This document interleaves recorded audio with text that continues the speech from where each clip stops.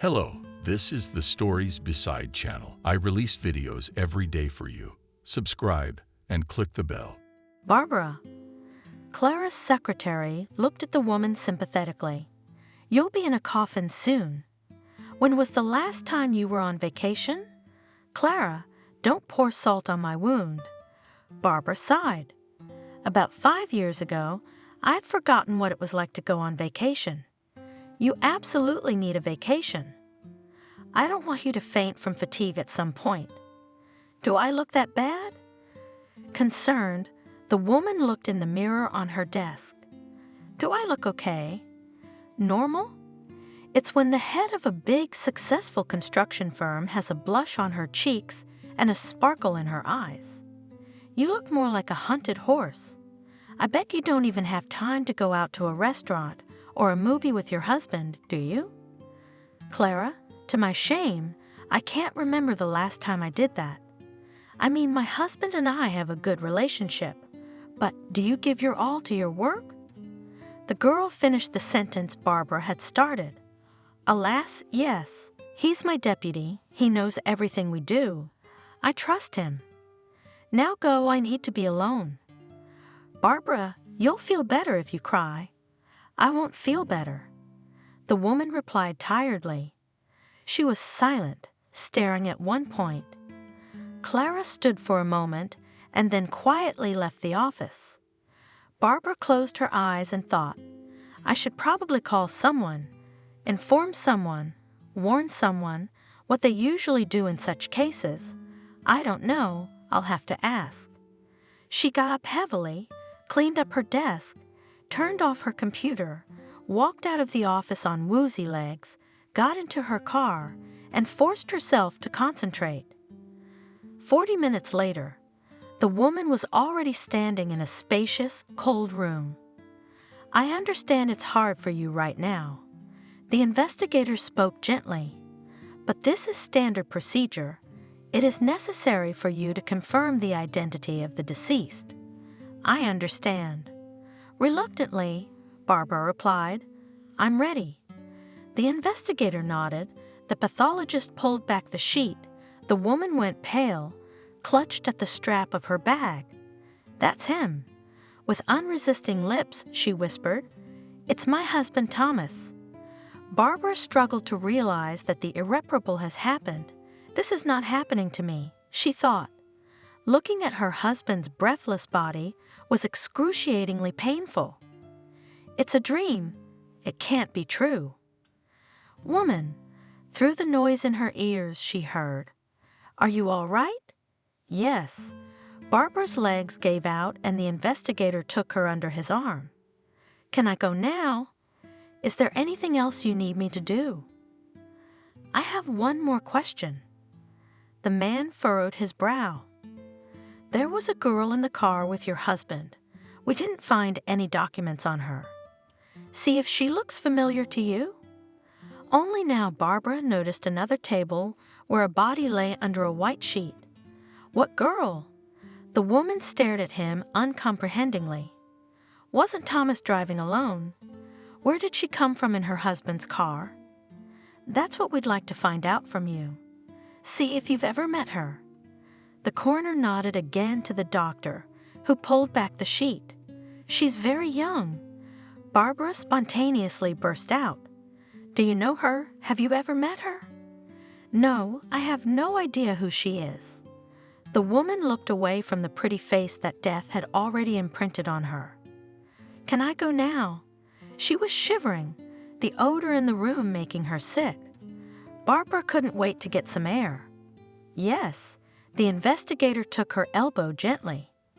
I'll walk you out. Barbara, I have a few more questions for you. We just need to identify the girl, so help us. Where did your husband work? Could the stranger have been a coworker? How could she be in his car?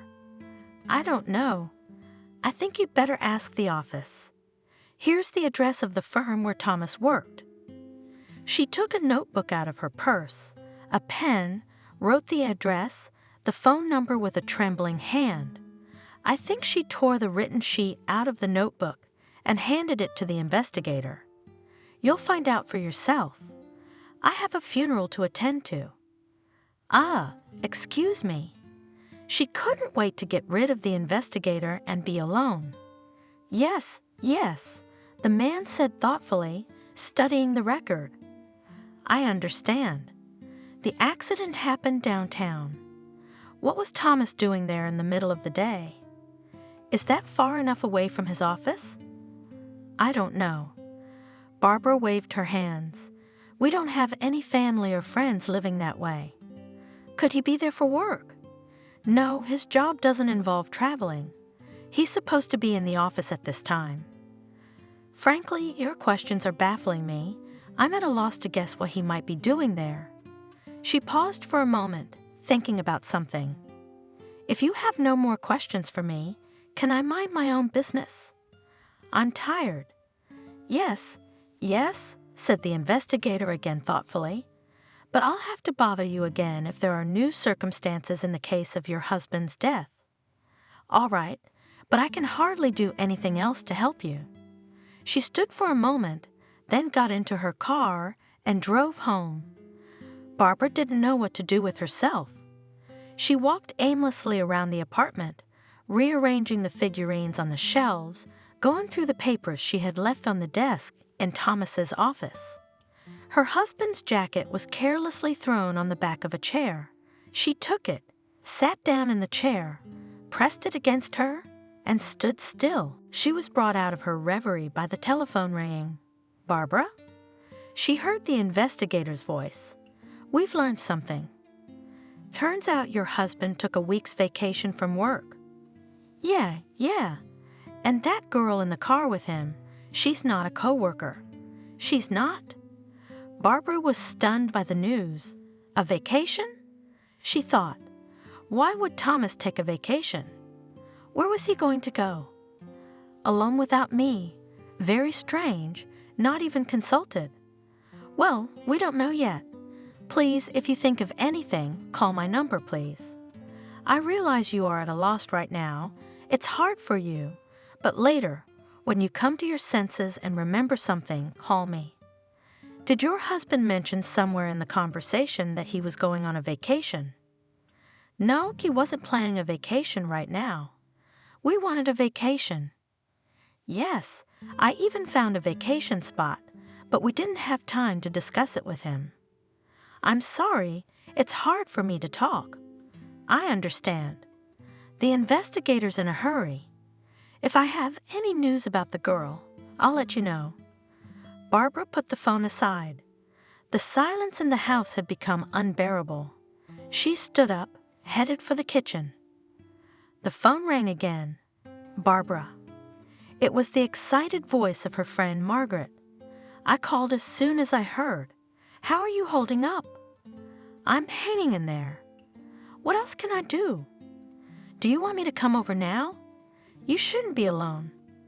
Come over. Without much enthusiasm, the woman replied. An hour later, Margaret and Barbara were sitting at the table in the kitchen, drinking cognac and talking. Too bad Thomas. She took a sip of her glass and said to the guest, He was a good man, he loved you. I thought so too. Barbara remarked, staring intently at the contents of the glass.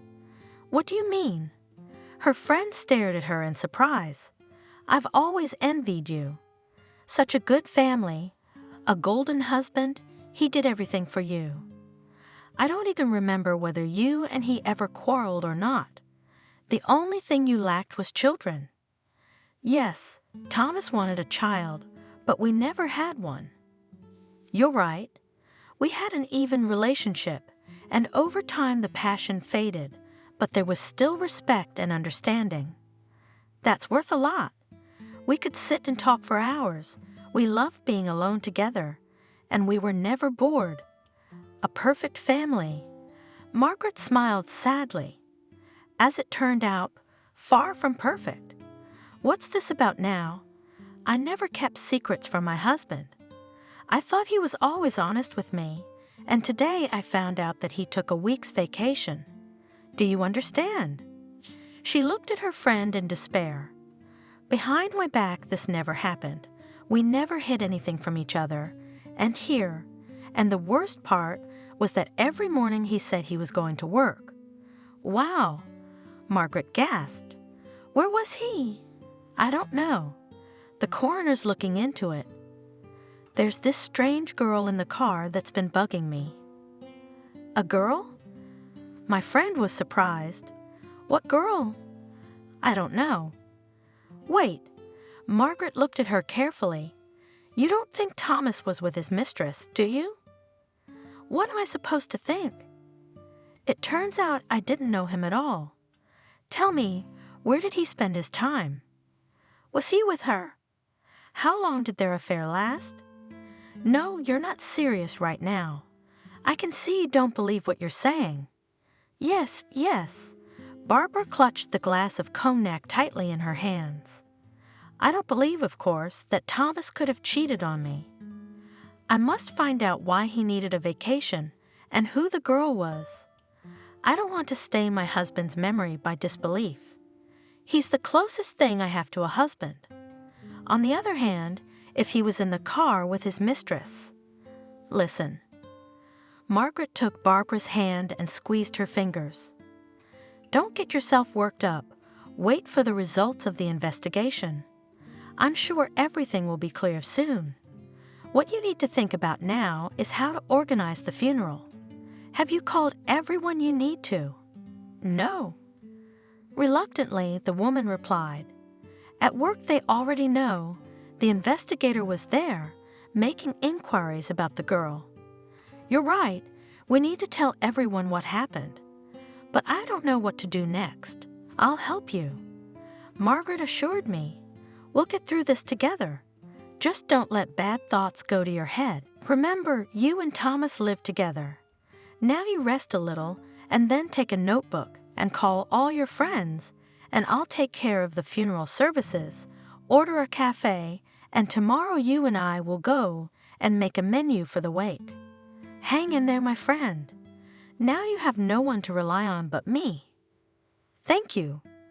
Barbara, hugging her, tears sprang to her eyes. Save your tears.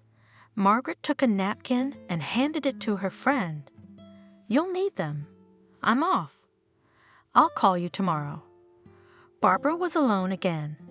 She called Thomas's friends, listened to the condolences, did everything automatically, without thinking.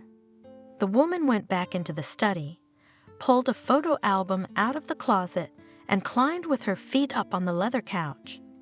She looked at the photos and smiled. How well we lived? Barbara thought. How young. There seemed to be plenty of time ahead. How fleeting is life. She took another photo. And this is our first photo together. She ran her fingers over the surface of the photo, caressing the image of her husband. How long ago was that? And I remember every minute of our first meeting. Thomas and his friends had noticed two pretty girls a long time ago. They were on the train to the volunteer forum. The girls, judging by their uniforms, were headed there as well. Shall we get acquainted? The young man winked. It's more fun to go together. I don't mind. Ethan perked up. The redhead over there is mine. I like the dark-haired one with green eyes. Look, Thomas. The buddies laughed. She'll marry you off before the end of the forum. Such green eyes are usually recognized with unclean powers.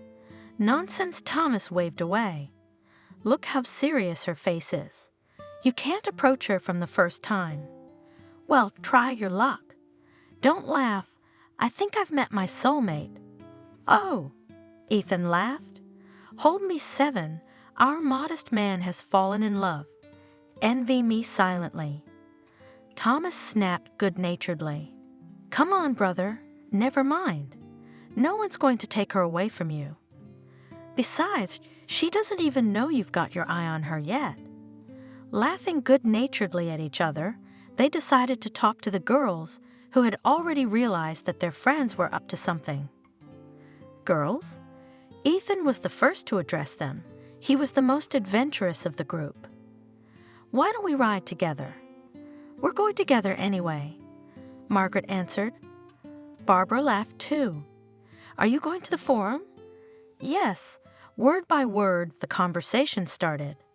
Thomas did not participate. He kept his eyes on Barbara and did not know how to talk to her. He did not want to be alone with her, even for a short time, and then he could tell her a lot of things. While the young man was thinking about how to approach the beauty, the train slowed down, standing 40 minutes. Jacob announced cheerfully, "Let's go outside, shall we? I'm looking forward to some fresh air." "Barbara, are you coming?" asked Margaret, lifting from the seat as the train pulled up. "No, I'd rather sit here." Thomas was jubilant in his heart. He hoped the girl had stayed on purpose because she sensed his desire to be alone with her. The company left and Thomas could not take his eyes off Barbara. "Barbara, what department do you study in?" To start the conversation, Thomas asked. "Construction." "Wow." The young man marveled. "I've never seen a girl who wanted to be a builder. I always thought it was a man's job. I'm not going to carry bricks. If that's how you imagine the work of a builder, I dream of opening my own construction company. But it's very complicated. You'll probably have only men on your staff, won't you? You're so fragile. I can't imagine you as a manager. Why only men?" Barbara shrugged. "And women too." "What are you two talking about?" Margaret asked, returning to the carriage with her new acquaintances. "I'm wondering," Thomas said, embarrassed. "How did your fragile friend manage to study construction?" "Not only that," Margaret said cheerfully, sitting down next to Barbara. "She's already leading a construction crew. We work on construction sites in the summer, and Barbara is in charge of us. Don't look at her as quiet and modest. She's actually a flint. We wonder where she gets it from. She's not tall enough, but when she looks at you, it's better not to argue with her. Why do you scare people?" The girl was embarrassed. "Guys will still think that I'm some kind of monster in a skirt. You do not listen to her. She has a tongue without bones. And about the brigades, is it true?" Thomas asked. "It's true. We like to work in the summer and practice and earn money. When we get our diploma," Margaret bragged, "we'll go to Barbara's firm and get a job. That's how she is. Not every man can stand her character, and even if he does, he can't find a better wife." "Enough already, Margaret." Barbara was embarrassed by the excessive attention to herself. "What a chatterbox," she scolded her friend. "She'll make a deal that I'll never see Thomas. She'll get scared." Thomas was not afraid. They had fun with the whole company, spent time at the forum, and returning to the city, the young people continued to meet. The day of graduation approached. The girls had been in a cheerful mood since morning. There was only an hour left before the ceremony, so they were in a hurry to finish the preparations for the holiday. Suddenly, in the courtyard of the house in which the girls rented an apartment, there was a noise. What happened there? Margaret looked out of the window and shrieked in surprise. "What's the matter?" "Barbara, it's for you." "Who?" the girl answered. She had just finished arranging her unruly dark hair and looked out the window. "Oh, Mommy!" Barbara covered her mouth with her hands. A powerful car elevator was slowly moving a construction cradle to their 5th floor, where Thomas stood with a huge bouquet of roses. Barbara ran out onto the balcony, followed by Margaret. What a show he put on! The girl clucked her tongue in admiration. "I think I know what's going to happen." "Barbara, marry me," the excited young man said, and held out a bouquet to his beloved. In the center of the bouquet was an open velvet box, and in it glimmered a gold ring. "Why are you silent?" Barbara, frozen from surprise, was pushed by her friend. "Agree? How romantic!" She fluttered her arms. Thomas waited tensely. "I agree."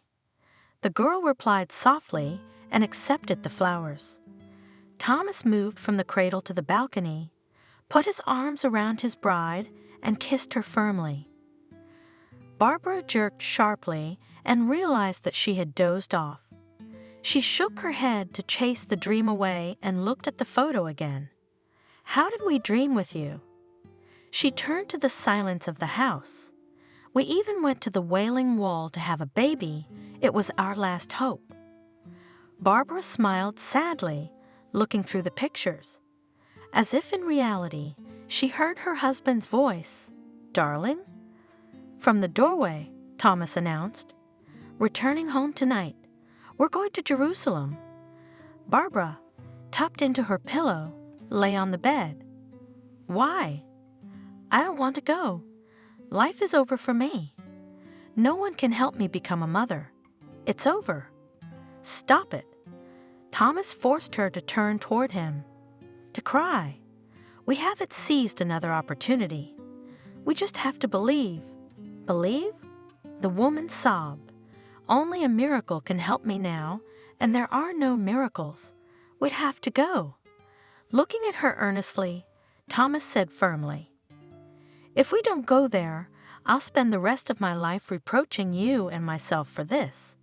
What if a miracle happens? Let us go, my love. If after that God doesn't give us a child, then I'll never ask you another question about it, I promise. What about me? How can I live knowing I'll never be a mother? I'm incomplete. Leave me. Leave me, please. I'm a waste. Remember that." Shaking her, the man spoke. "I will never leave you. After all, we can take the baby from the orphanage, but we'll go to the Wailing Wall first. Don't mind, I've already bought the tickets." The little trip distracted Barbara from her sad thoughts for a while. She waited with excitement that after a while the two stripes would tell her that she was pregnant, but days passed, months passed, and no miracle happened. "We were so happy together." Swallowing tears, whispered Barbara, stirring her soul with memories.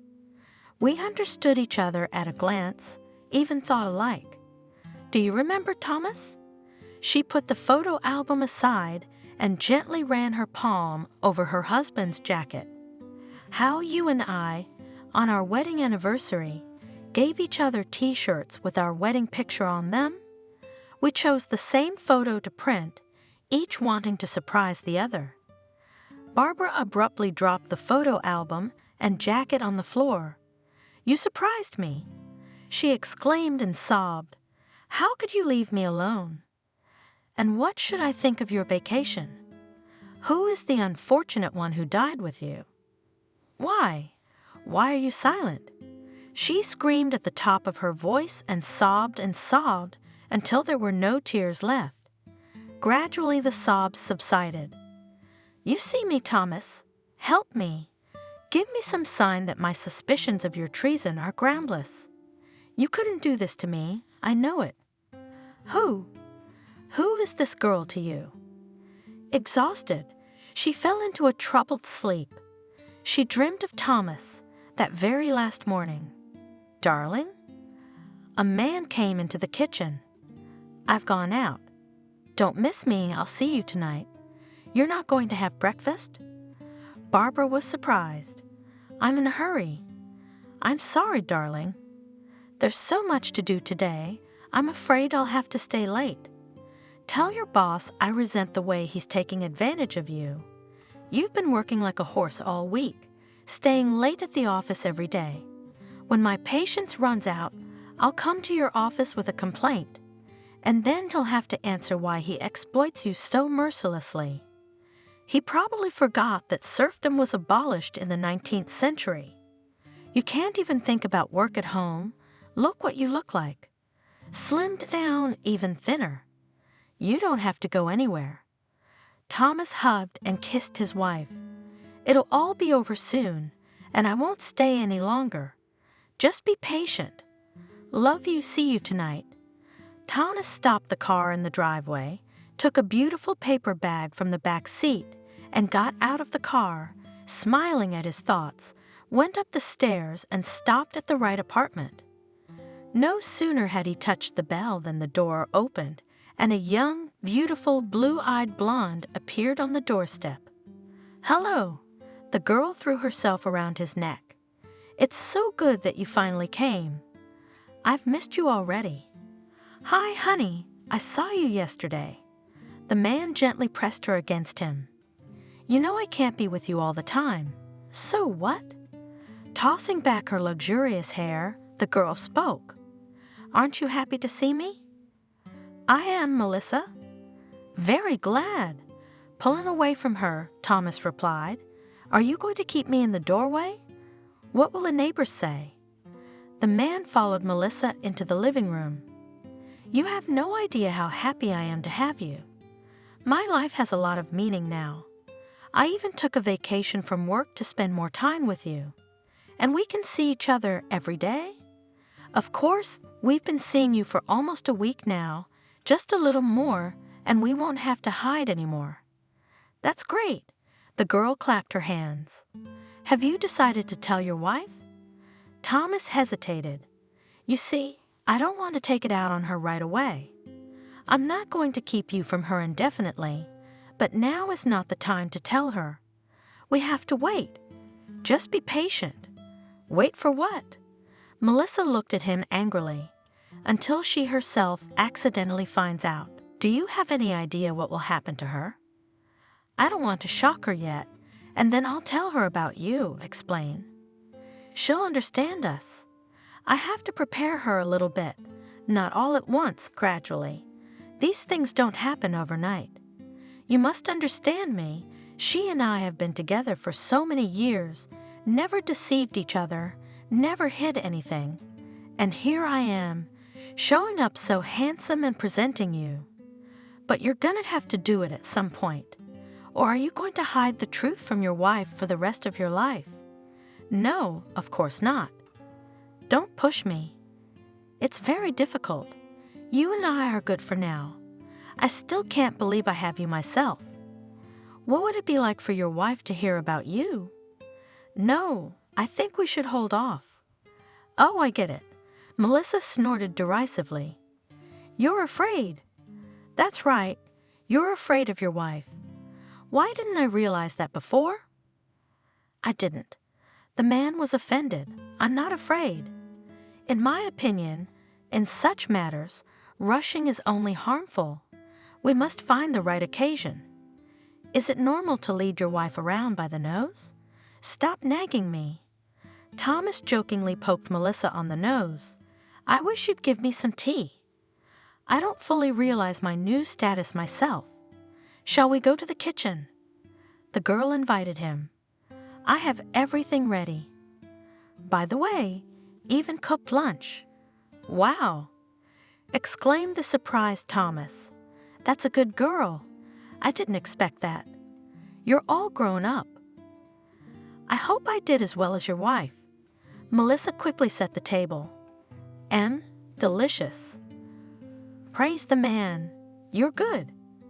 And you really cook as well as my Barbara." Thomas put aside his spoon and looked at the girl carefully. "You are very beautiful. I can't even believe it's mine." Melissa laughed embarrassedly. "Where are we going today?" "I'm so sad without you," she said. At the cemetery, the woman had tried to hold herself together, but now she let the tears flow. "Why? Why? Why did you leave me?" Swallowing tears, Barbara said, holding her husband's portrait in her hands. "How can I live without you? I can't imagine. I am alone, all alone. I have no one else to live for. I want to lie down and die too. How painful it is to realize that I will never hear your voice, see your smile, hug you. Why should I wake up in the morning if you're no longer with me? Thomas, Thomas, my darling, take me with you. I don't want to be without you. How can I be without your lips, your hands, your eyes? I can't imagine that nothing else will ever happen. It seems to me that my soul died with you." The woman lay down on the bed without undressing, wrapped herself in a blanket, and closed her eyes. Tears kept flowing from her eyes. She fell asleep crying. For the first few days, Barbara didn't even leave the house, wandering like a shadow from room to room, rushing like a mad woman to any doorbell, hoping for Thomas' return. How she wanted to hear that the news of his death was an unfortunate mistake. Afraid to erase his phone number, waiting for him to call and say, "Honey, I'm back. I'm home. Why are you killing yourself?" Her friend said, "You won't get your husband back anyway, and you'll drive yourself into the grave before your time." So be it. The woman was stubborn. "I don't want anything. I don't want to see anyone. I can't see anyone. But you'll have to." Margaret insisted. "People are waiting for you. They need you. You can't just not go to work. You're a manager. Who are you hurting? Simple workers who trust you, but they have families to feed and their children don't care about your grief. Stop lying down and go to work tomorrow. What do you want from me?" Barbara was angry. "I'm not here. I'm empty inside.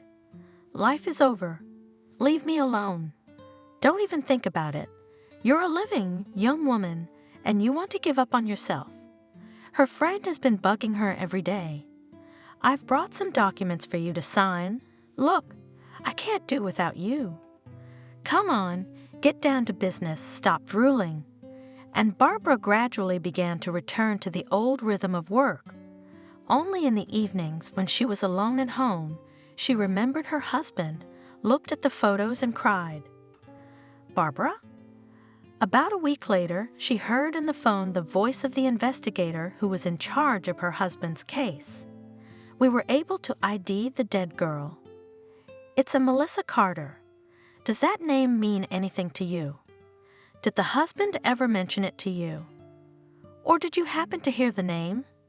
"No," the woman said, confused. "I've never heard of her. Who is she? What does she have to do with my husband? Where did she come from? How did they even meet? Is there anything you can tell me about her? Does she have any family? Where is she from?" Barbara bombarded the investigator with questions. "All we know is that Melissa has a grandmother. The mother passed away a few years ago. No one could give us a clear cause. We assume from some disease. Who's the father? We don't know. Neighbors said the girl was adopted by her stepfather when she was 3. Where is he now? We're in a tizzy, Barbara. We have to tell them the girl died. The grandmother and stepfather must be freaking out. According to our records, the stepfather's not alive either. He passed away before the mother died. Where's her real father?" Ah, the investigators come alive. This is where it gets interesting. This Melissa Carter was trying to find her biological father before she died. What makes you think she was looking for her father? She contacted the police several times asking them to find her father. That's interesting. What is she, like 20 years old? Why is she so late in the game? She started looking for him before, but they were all unsuccessful. Did she find him? Who is he? The investigator's a little confused. Apparently, it appears that your husband, Thomas Brown, is the biological father of this Melissa Carter. So what is it? Barbara found it difficult to breathe. She tried several times to take deep breaths. The girl is not Thomas' lover. What are you saying? She's his daughter. Barbara? The man on the other end of the line suddenly became worried. Are you all right? Yes. Barbara answered. I'm fine. Don't worry. What else did you find out? We haven't been able to get any other information. So Thomas wasn't cheating on me. Barbara thought. At least not lately. Well, that's good. But my daughter, living proof that Thomas had once cheated on me. How long ago did this happen? And who's her mother? Barbara? The investigator's insistent voice brought her out of her troubled thoughts. Can you hear me? Isabella reached into the closet, and pulled out a photo album, opened it and pulled out some pictures. Adriana is my daughter. She jabbed her finger at one of them. With Thomas, they knew each other long before you were married. Barbara exhaled involuntarily with relief. No cheating. She felt instantly calmer. He didn't cheat on me, and I knew Thomas wouldn't do that. But why didn't he tell me he had a daughter with his first lover? Then there would have been no need to hide anything, and maybe they would both still be alive. Isabella held out the pictures to her. Barbara looked with interest at the pretty laughing girl who was hugging Thomas tightly. Both were very young. They hadn't been dating long. The older woman spoke up. Foolish, my Adriana was. She didn't see Thomas. She already had another one in mind, more promising, she thought, more reliable, and I warned her not to rush from one to the other. 2 weeks later, she comes to me and says, I'm pregnant with Thomas' baby. What do we do? I tried to get her to tell me, but she said Thomas can't know about the baby. So she decided to convince her new boyfriend that he got her pregnant. Well, there you go. She was quiet. You can't get away with a lie. That other, a little walk with her, and as soon as he found out that she was pregnant, immediately disappeared and left my Adriana at a broken trough, alone and with a baby in her arms. Barbara did not interrupt the old woman. It was obvious that she was having a hard time remembering. I'll tell you the truth. My Adriana was a fool. I never knew how to understand men, and I missed my happiness. Oh, what a waste. She waved her hand and sighed bitterly. Why hadn't she told Thomas about the baby? He would never have left her alone with a baby. You think she didn't try to find him? I did. I'd have thrown myself at his feet if he'd forgive me. But it was no use. I realized it too late. And it's unlikely he would forgive her betrayal. He was proud. Of course, he wouldn't have left his daughter, but what kind of life awaited them? If Adriana didn't truly love him, she would have clutched at straws like a drowning man. She said Thomas immediately went somewhere, didn't talk to anyone. No one knew where he disappeared to or didn't want to be found. Thomas then went to live in another town, said Barbara. His grandmother was sick, so his parents sent him to take care of her. The woman paused for a moment. Thomas, he wouldn't tell me about your daughter, though he and I never kept secrets from each other. The resentment lived in him, Isabella explained. And why would you want to know? He loved Adriana very much, and he dusted her off. And what did she do? She exchanged love for profit. How can you forgive such a thing? That's what started my daughter's troubles. What troubles? Adriana never married again? She's a very beautiful woman. Men love her. Why not? She did. But they didn't live long. My daughter couldn't find happiness after Thomas. God must have punished her for her adultery. Melissa opened her eyes and immediately squeezed them shut, then carefully opened one eye, then the other, jumped out of bed and laughed. The whole room was decorated with balloons, elegant letters, and in the center was a huge number 3, filled with helium and tied to a weight so that it would not fly away. Happy birthday, daughter. Hearing Melissa's voice, Grandma and Mommy entered the room. Thank you, Mommy. The girl jumped off the bed right into Adriana's arms, hugged her, pressed her cheek against her cheek. Grandma, thank you too. She slipped out of her mother's embrace and immediately found herself in her grandmother's arms. You smell so good. Melissa inhaled the vanilla fragrance that permeated her hands. Oh, Dragonfly. Hurried to the kitchen. Gently hugging her granddaughter, the grandmother said, Mommy and I baked a cake for you. My favorite. Asked the girl and ran in leaps and bounds into the kitchen. In the center of the table was a pie decorated with 3 lit candles. Melissa climbed on a chair and stood waiting. "Happy birthday to you."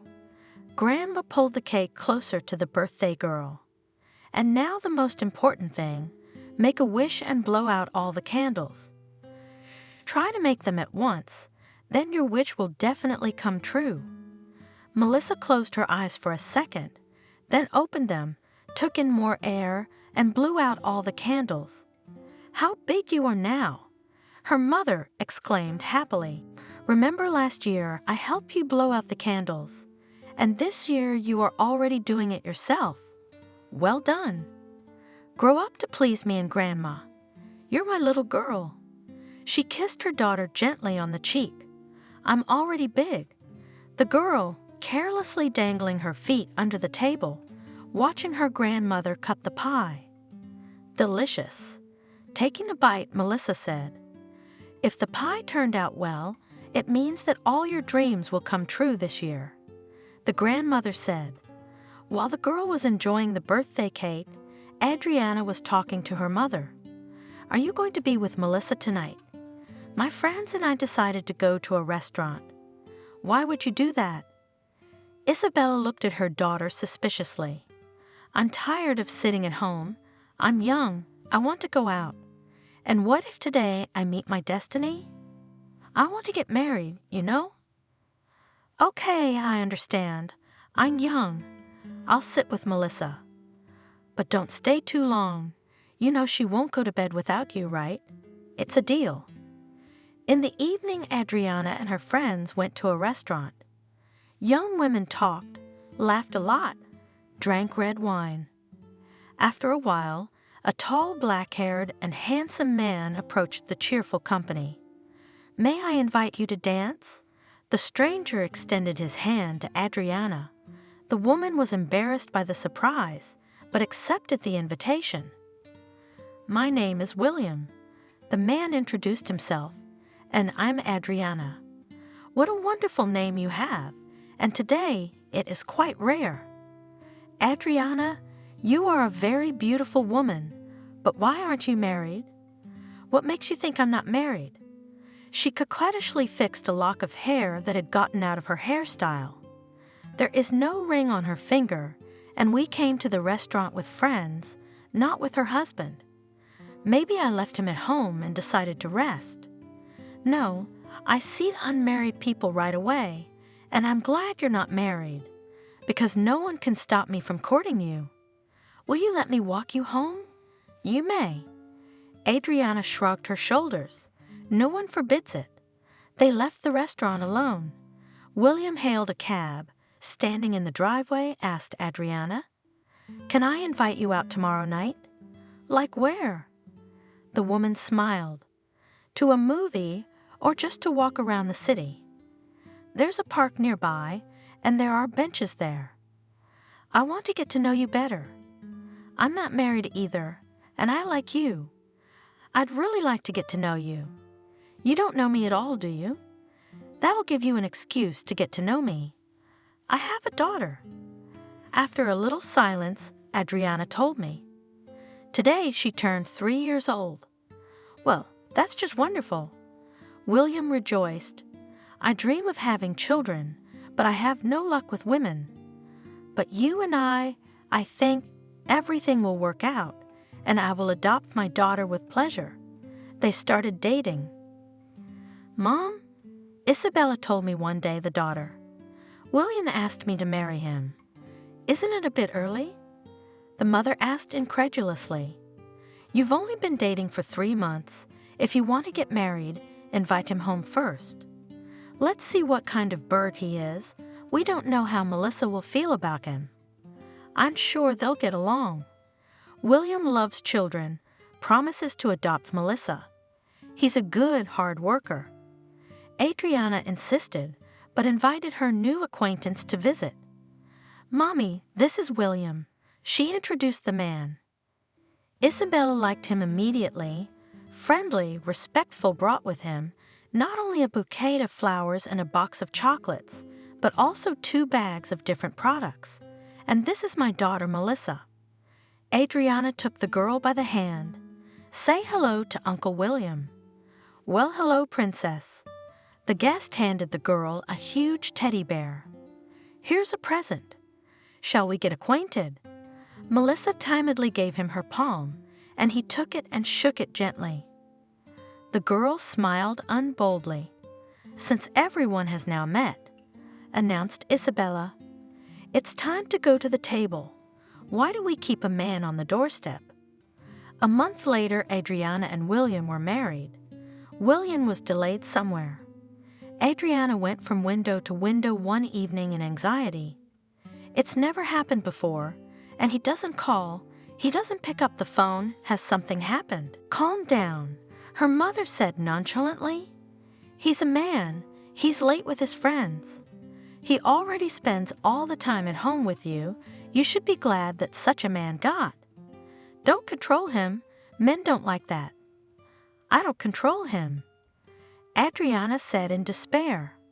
"I'm worried that something might have happened. If something had happened, it would have been reported long ago," Isabella said reasonably. The sudden call startled them both. Adriana rushed into the hallway. "William, where are you getting to?" With resentment in her voice, she lashed out at her husband. "William, are you drunk?" Isabella and Melissa also went out into the hallway. William smiled stupidly, looking at his family with cloudy eyes. "What are you staring at?" "Yes, I've had a drink. I have the right.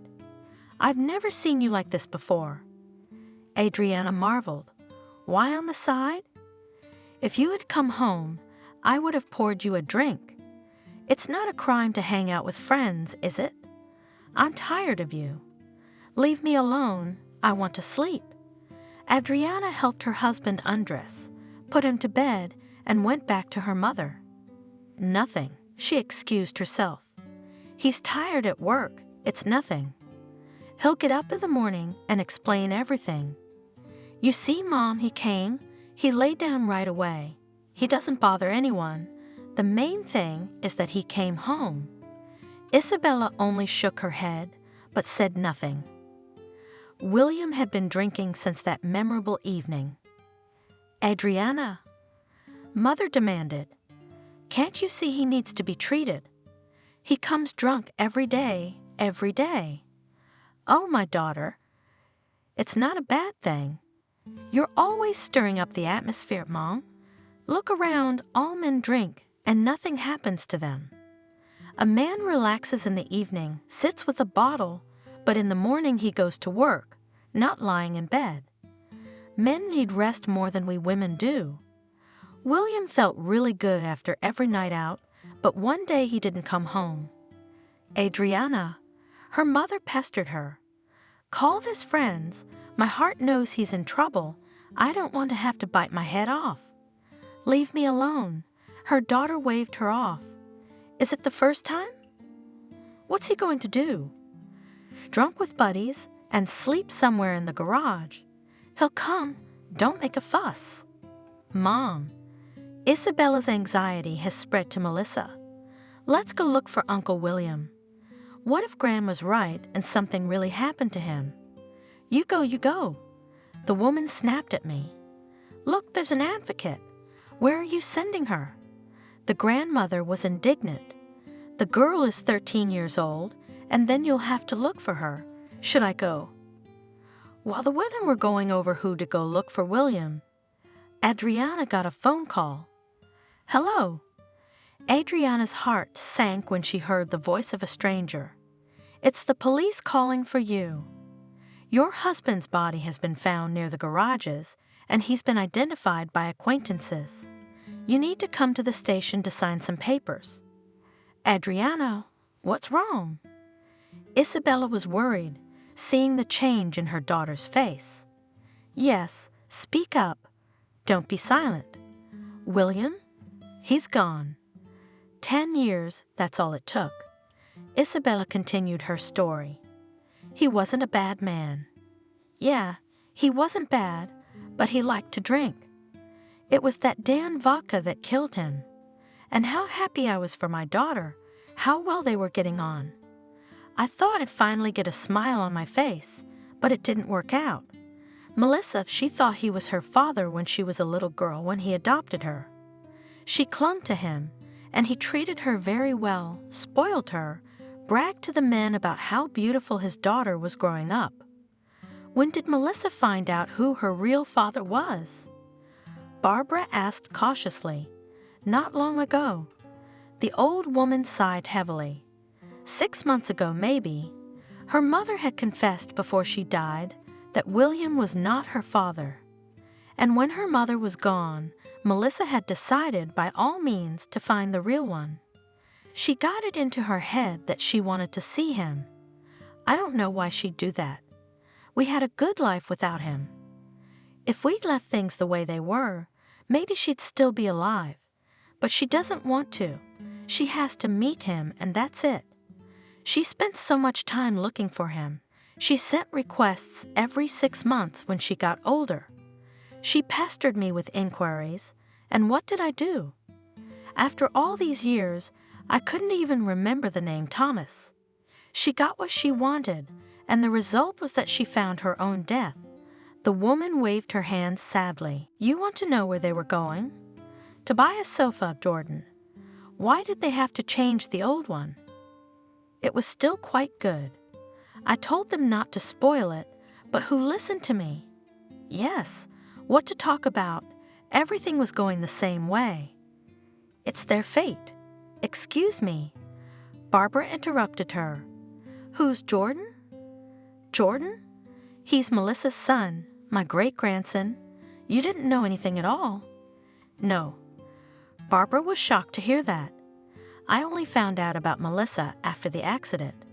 That's why I came here to find out. I guess Thomas was afraid to tell you. Isabella nodded understandingly. Where is the child? The woman looked around for the boy. They took him to the orphanage. Picked up how? The woman was dumbfounded. Why did you give him away? Who's going to look after him? Isabella gave me the money. Who would leave him to me? I'm not old enough to be a guardian, and my health doesn't allow it. Since the funeral, I've been so bad. Every day I'm waiting for death to come for me. I can't cope with myself. How can I take care of a 2-year-old boy? He'll be better off there, fed, clothed. What else do you want? Of course, I was sorry to give him away, but what to do? If something happens to me, he'll end up in an orphanage anyway. I'd rather he went straight there. They'll raise him there, put him on his feet. Wait, what about his father? Doesn't he know Melissa's dead? We have to tell him. His father?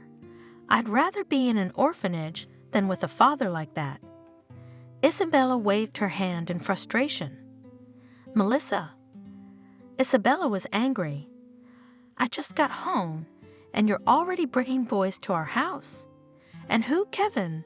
Are you crazy? It's good that the neighbor told me, and I was naive. I thought my granddaughter was doing business, and she's having affairs with a guy. That's not what you should be thinking about. You should be studying. Grandma, Melissa said in despair, I love him. You're a fool, shouted her grandmother. You don't know who you're messing with. He's a bandit. So what? The girl challenged her. Isn't he a human being? He loves me, and I love him. We'll get married. You'll see we'll be fine. You, Melissa, are just like your mother. You don't know how to choose men. Damn it, you should have gotten together with him and never let him in our house again, understand? Don't go near him, not even at gunpoint. Remember, I'm not giving you my blessing. Just so you know, it's a good thing we didn't have a baby. At these words, Melissa pulled her head sharply into her shoulders as if expecting a blow. What? Isabella gasped in fright. Don't tell me you're pregnant. Melissa lowered her head even further. God, why should I be punished like this? Does William know? No. Melissa answered quietly. I haven't told him yet, but I'm sure he'll be glad. What were you thinking when you went to bed with him? What kind of father is he? That same night, Melissa met Kevin. Hello, my beautiful. The young man hugged the girl, kissed her. Why are you so sour? Did you have a fight with your grandmother? Spit it out. Don't mind her. Kevin, Melissa spoke hesitantly. Let's get married? What's wrong with you? We're good enough as it is. It's too early to get married. We still have to go out. When we are going to have a baby, then we can think about getting married. So we'll have a baby soon. Melissa said affectionately, looking into his eyes. What baby? Kevin took her by the shoulders and squeezed her painfully. We didn't agree to this, he said angrily and shook the frightened girl. I'm not ready to hang a collar around your neck yet, so go to the hospital. Now only a child is not enough for me. What did you expect? That I'd get married right away? Or maybe it's not my child. Who knows what you women are like? Let go, you're hurting me. How can you say that about me? Rubbing her shoulders, Melissa said, I love you, and the baby is yours. You can be sure of that. No, not me. Sorry, friend. I love freedom. You're gonna have to figure it out on your own. I don't want to hear about any baby. I'm not having an abortion. It's your decision. Just don't make a big deal out of it. I had a good time with you. You had a good time with me. That's it. I don't give my consent to have a baby, you know? Bye. Don't look for me. Forget my number. Kevin spat under his feet, cursed, and walked away, leaving Melissa at a complete loss. Like a beaten dog, she returned home. What? Her grandmother looked at her mockingly. Dump you that ashhole? I warned you. What are you going to do? Give birth, Melissa answered shortly. That's right. Grandmother said suddenly. It's not the baby's fault that he had bad luck with his father.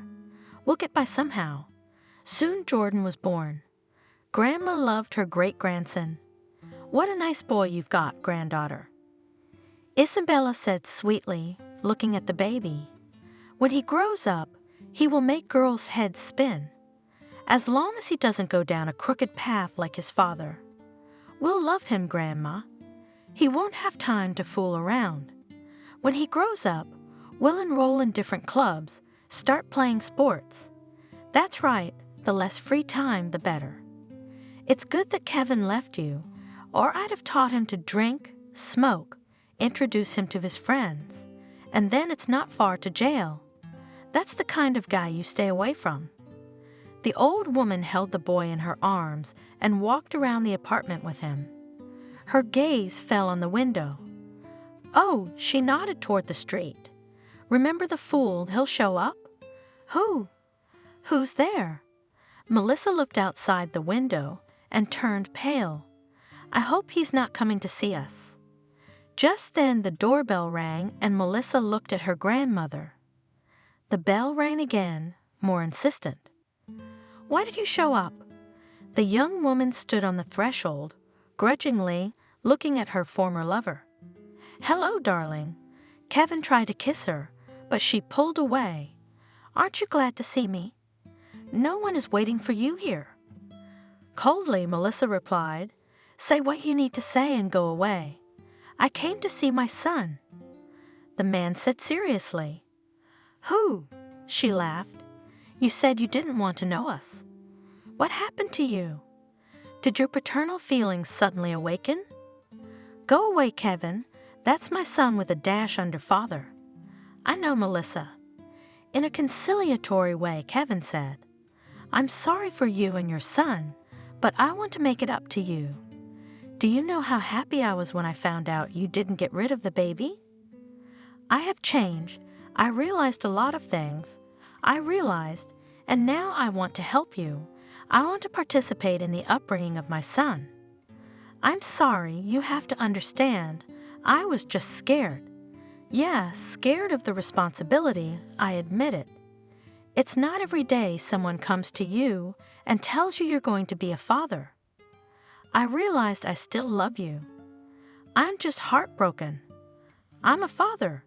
Are you trying to pity me? Isabella glared at Kevin. Get out of here, or I'll call the police. Grandma, Melissa looked at her pleadingly. Let him meet Jordan. He's his father after all. Nothing bad will happen. You silly head. Do you think he's getting wise to himself? He'll play around and then quit again, and then you'll cry. Come on, do as you please. She cursed in her heart and went to her room. Let's go. The young mother beckoned Kevin. Look how small he is. He looks just like you. The child squirmed fearfully at the sight of the stranger. What are you doing, son? Don't be afraid. Melissa soothingly stroked her son's head. It's your daddy. Kevin looked at the boy for a long time, no feelings reflected on his face. The young woman didn't notice anything, delighted by the sudden appearance of her son's father. Isn't he pretty? The happy mother looked up at him. He is. The man nodded. I brought you some money. Buy what you need for the baby. Ho! The young woman blushed. Thank you, of course, but we have everything. Take it. You think I don't know how you live. I don't refuse to help, and I'll come if your grandmother lets me. I'll talk her into it. She's angry with you because she's worried about me and Jordan, but she's easygoing. Come more often. Your son will get used to you. Will you? I will, nodded the new father. It's a strange feeling. I never thought I'd be a father so soon. Okay, he's getting ready to go. I gotta go. I'll see you later. You're not starting all over again, are you? Isabella looked at her granddaughter reproachfully. He left her once, he'll leave her again. He's unreliable. You don't like him. That's why you're angry, but I love him. It's my job to warn you. You mark my words, his attention will get us in trouble. The old woman was right in the head. A few days later, Kevin showed up again. Are you drunk? Melissa greeted him fearfully on the doorstep. I'm not letting you in the house. Go away. Get some sleep first. Who are you to tell me what to do? Barely able to stand on his feet, the man growled. I want to see my son, and you have no right to tell me not to, do you understand? I'm the father. What kind of father are you? Go away, you'll scare the child. He's a boy, and he shouldn't be afraid of anything. When he heard loud voices in the hallway, he cried, Why is he yelling? Kevin swayed, pushed Melissa aside, and headed for the nursery. Son, I'm coming to you. The boy rolled up crying in fear. Isabella got in the way of the drunken father. Get out of here. I won't. As far as I know, the apartment is in Melissa's name. You won't be here when she and I get married, so get out yourself, you old hag. You bastard. I'll call the police, and you'll never come near our house again. The old woman took the phone. Kevin snatched it out of her hands and threw it aside. There was the sound of breaking glass. Are you out of your mind? Isabella lost her temper. Get out. You think I can't handle you. She pushed him out onto the landing. Where did she get the strength from? And quickly locked the door. Well, breathing heavily, she muttered to a tearful Melissa. Warned her not to dare mess with him again. What had he done there? He, cried the young woman. He broke the glass in the sideboard and the dishes. Grandma, I'm sorry. I really believed he changed.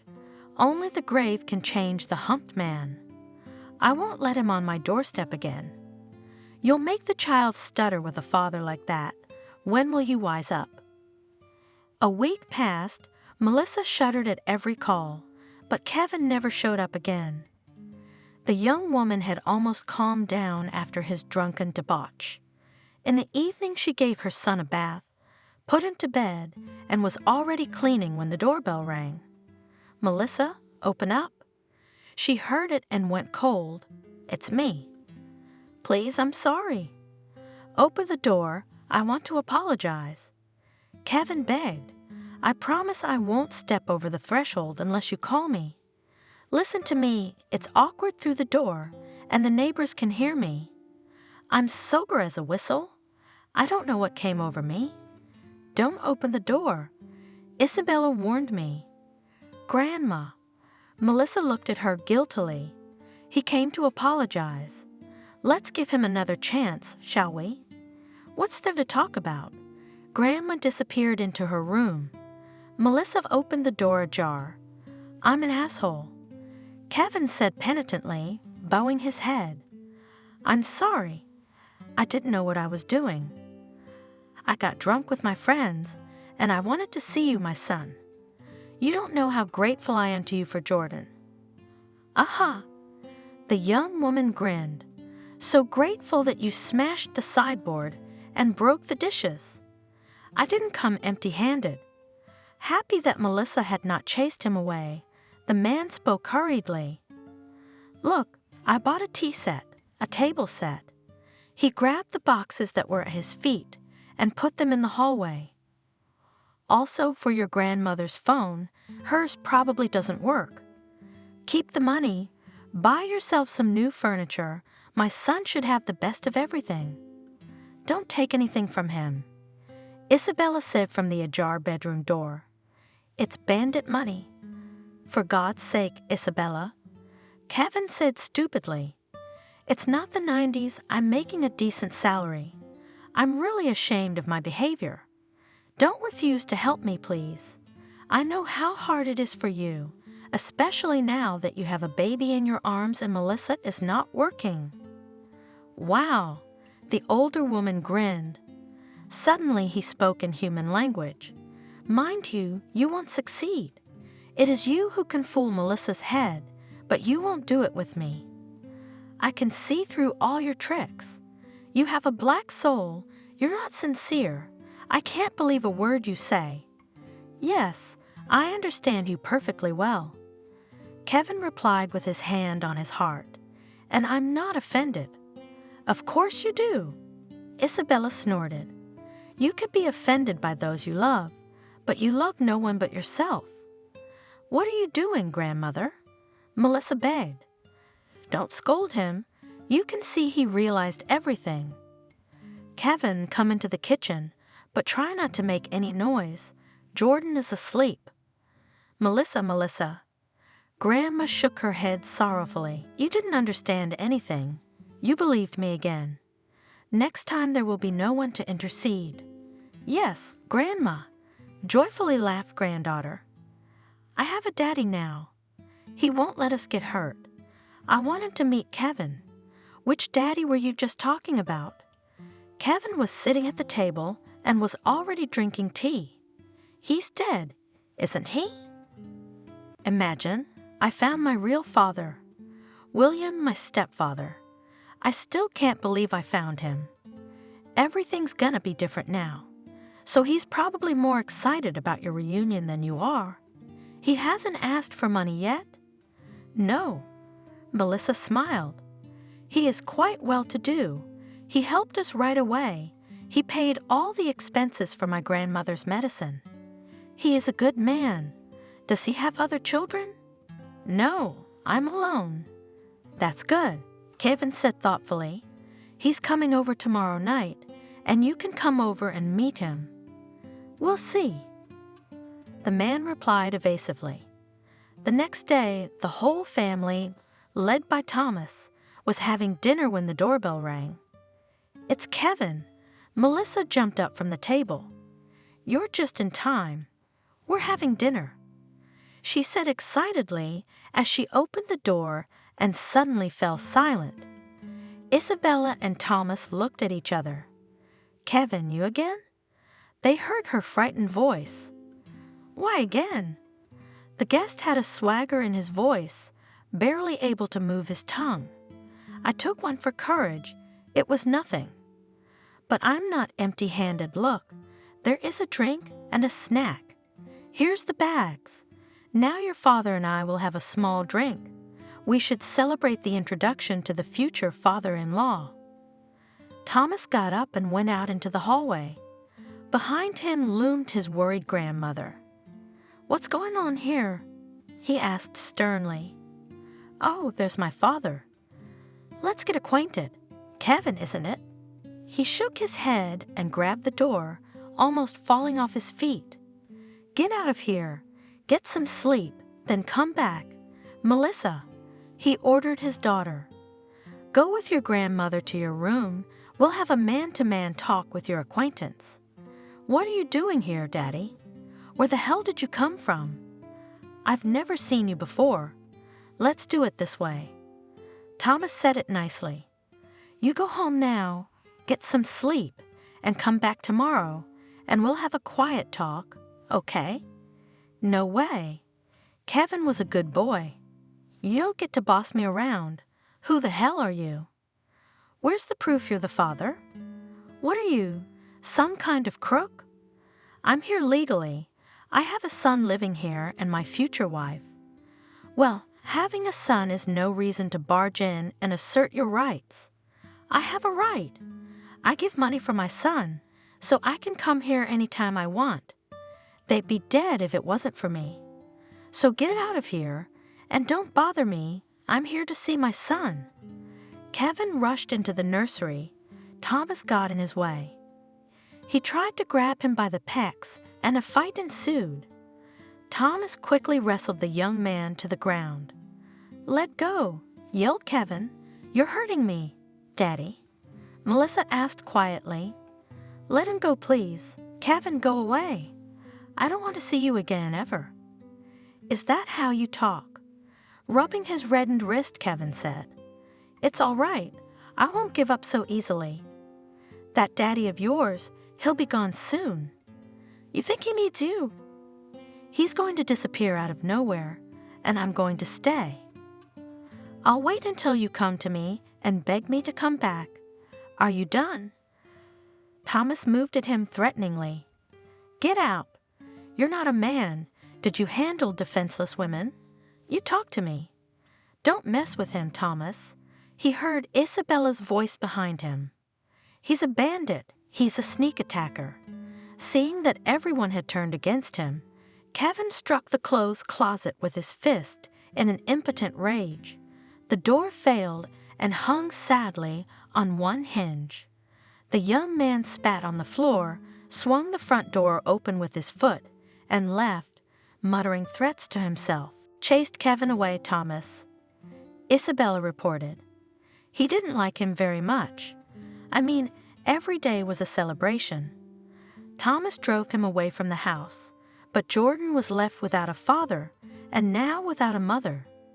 So the boy is in an orphanage?" Barbara asked thoughtfully. "Yes, I can see you're judging. Do you think it was easy for me to part with him? My heart is aching. I think about him every night, but what can I do? Who knows how long I have left? You're not going to take him away?" "No. I've resigned myself to it. Where would I go?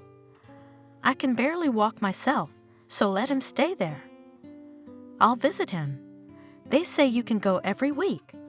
When he grows up, I'll take him on weekends, if only God gives me health." She was quiet. Then she sighed heavily. "You go, dear. I'm tired. My heart is aching. I have nothing more to say to you. Can you give me the address of the orphanage where Jordan is and his full name?" "What do you want?" The old woman looked at her in surprise. "I don't know yet." Guiltily, Barbara answered. She thanked Isabella, took the sheet with the address, and went home. "Margaret?" she called her friend. "Come to my place. I have something to tell you." 2 hours later, they were sitting in Barbara's kitchen, drinking tea and talking. "That's the news," spoke the landlady, telling the whole story from beginning to end. "Bitter, of course, but nothing can be changed. Thomas is gone, Melissa is gone, and we could have been a family. What are you going to do about all this?" Margaret looked at her suspiciously. "I'm going to take the boy in," Barbara answered calmly. "You're out of your mind. He's the son of a bandit, and Melissa is no better. A normal girl wouldn't get involved with such a scumbag. What if he grows up to be like that? I don't care. It's not the kid's fault. You can't choose parents and children, and it's not just a child. It's my husband's grandson, a part of him, you know? And you know what happiness, if he grows up, will be like his grandfather. At least some traits, but will be manifested. Don't think I'm crazy, and I'm not looking for a replacement for Thomas. It's just that he's my only family, and I don't have anyone else. He's nobody. Why do you need someone else's problems? Don't you have enough of your own? Not by blood, but by grandfather, yes. You know how much I love Thomas, don't you? I'll love Jordan too. We'll live together, him alone and me alone, and together we're a family. Are you sure you can handle being a mommy and grandmother? He's only 2 years old. It's not like bringing a cat into the house. There is a fear. Barbara agreed. But it's my motivation to keep going. My only chance to be a mother. I'll learn everything. I'll go to a course for young moms. Margaret jumped, covering her mouth with the palm of her hand. Don't laugh, please. Yes, I have only a theoretical idea of what awaits me, but I'm ready to go through all the trials. For someone else's baby? He's not a stranger. He's part of my Thomas. He's the closest thing to family I've ever had. I haven't even seen this baby yet, and I already love him. Think, friend, before you take on such a burden, there's no turning back. Barbara thought for a few days. Then she made up her mind and went to the orphanage. Well, the director of the orphanage said when Barbara told her story, I will meet your needs, but before we hand over the child to you, you will have to pass a medical examination, collect a lot of certificates, and get the grandmother's consent. I'm ready. But most importantly, the baby has to like you. I understand. Worried, answered the woman. The director paused for a moment, looking at her intently, then resolutely stood up and led her to the younger group. And here is our Jordan. She took the boy in her arms and stroked his wavy blonde hair. When the child turned his face to Barbara, her heart stopped for a moment. Thomas was looking at her, his dark blue eyes, like his grandfather's, scrutinizing the stranger with curiosity. Barbara did not dare to smile. Her lips trembled, and an unsolicited tear ran down her cheek. The woman quickly brushed it away without taking her eyes off the baby. Jordan suddenly smiled back and stretched out his arms to Barbara. You're my sweetie. The woman pressed the baby's warm body to her chest, breathed in the smell of childhood, kissed the pink cheek gently. Wow! Director grinned. Immediately went to his hands. Even not all the educators with him found a common language, and you immediately attracted. He's really a good person. Children can sense falseness right away. Barbara didn't hear or see anyone but the boy who hugged her tightly around the neck. That was it. The principal took Jordan and handed him to the teacher. Go to the boys and we'll talk. The child disappointedly wrinkled his nose and suddenly roared loudly in a bass voice. Barbara was ready to take him in her arms again, but the principal's stern look stopped her. I see. The woman spoke as they returned to the office. Jordan, melted your heart? Barbara nodded, her hands still shaking with excitement. Please don't give in to your emotions. A child is not a toy, but a great responsibility. If you can't get along with him, what will you do? Give him back to us? No, I'm not going to give him back to us. Barbara was so hot. I've seen such parents who also assured me that they would never part with their child and then begged to take him to an orphanage. You should realize that this is someone else's son. He can be naughty, stubborn. The first time you will adore him, and then he will annoy you. Are you ready to give up free time from meetings with friends? ready to endure sleepless nights and whims? Not every mother can withstand such trials, and you're a stranger to him, and you're not 20 years old. I'm not a stranger, Barbara said quietly. He's the grandson of my dead husband, whom I loved very much. I won't be able to sleep well knowing that Jordan is here, confused and very lonely. You see, when Thomas was gone, for the first few days I didn't want to live, but when I found out about Jordan, I had a second wind. I found the meaning of life. Believe me, I will do everything to make Jordan grow up next to me and be happy. We need each other. I believe you. The director stood up, signaling that the conversation was over. I'm very happy for Jordan. I'll be preparing the adoption papers. When can I pick up the boy?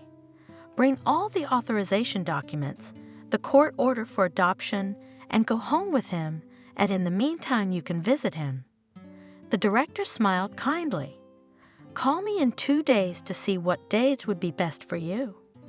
Barbara walked out of the orphanage building, stopped on the porch, put her face up to the sun with a radiant smile. Margaret. She dialed her friend's number. Do you know a lawyer who could help you gather the documents? Have you decided to adopt after all? Margaret asked judgmentally. If you had seen Jordan, you wouldn't be asking me such stupid questions. In the evening, Barbara sat in a cafe in front of a representative man.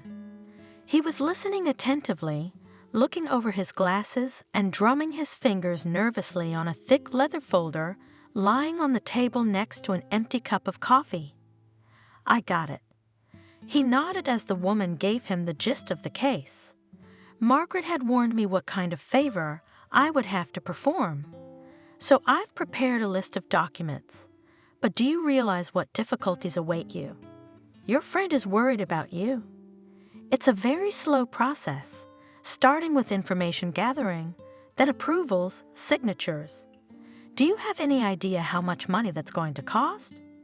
I am in my right mind and solid memory. I realize and understand everything. Neither difficulties, nor time, nor financial expenses scare me. The main thing is for the baby to find a home and a loving family. That night, the woman slept peacefully for the first time since the funeral. The secret that had opened after the death of her husband was the beginning of a new life.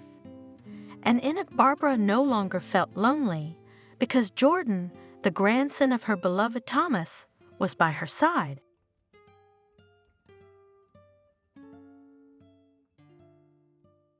Hello, this is the Stories Beside channel. I release videos every day for you. Subscribe and click the bell.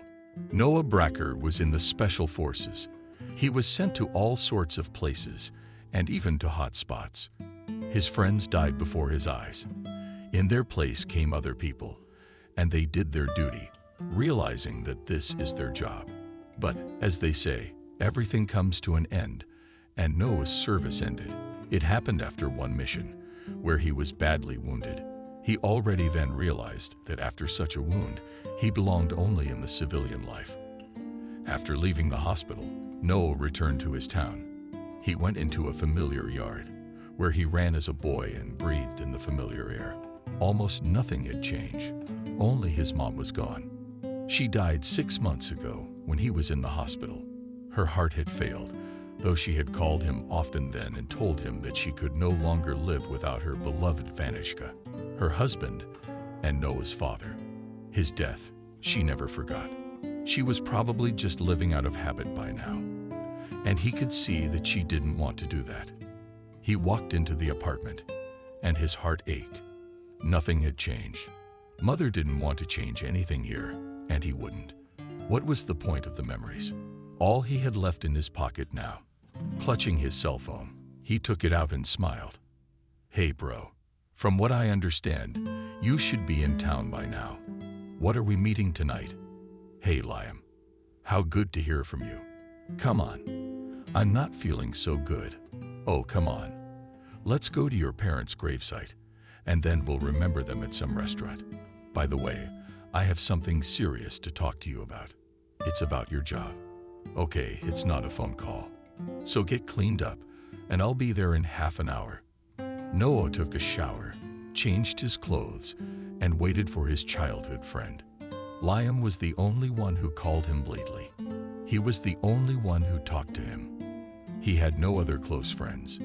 Well, great. Liam hugged Noah and patted him on the shoulder. You don't know how glad I am that you're finally back. I haven't realized it yet, whether I'm glad or not. Just now I was walking around the apartment, and I felt so bad. I wanted to see my mother so badly. I thought I'd make it, and then I got shot. Thank you for burying her. I'm so grateful. Don't say that. Your mother was my own. I did the best I could. Let's go. You'll relax a little, and then you'll get used to it. We'll talk about the job. You just want to do something. They sat in the restaurant, drinking and eating, and Noah could feel the tension letting go. Either he was relaxing a little, or it was the alcohol. You're gonna join my department. You're gonna be an operative. I need guys like you in my department. I think you'll do a great job. Remember when we wanted to be police officers together? Only you went to war, and I'm gonna be investigating cases. Yeah, I'm in gangs. It's basically the same war, just a little different. Exactly. So I think you're gonna be like a fish out of water. All right, I'm in. Tell me, what do you think about when you're starting a family? I haven't found the one person I want to marry yet. You know, nowadays women need a lot of money, and we don't get much. And then you're always working day and night. And what woman would like that? So I'm in no hurry. I still want to get married once and for all. Do you have anyone in mind? No one. There's no truth in the hospital. There was a nurse I liked, but she was married. I didn't get involved, although I think she didn't mind. They laughed and poured into empty glasses again. Noah returned home late at night. He did not let the word go, and they went to bed as in childhood. Who's going where? Liam used to stay at his house a lot. In the morning they had coffee, washed up, and went to work. So you go to your boss first. Rick, is he expecting you? And then you come to my department. I'll show you around. It's a lot of work. We got a gang going on.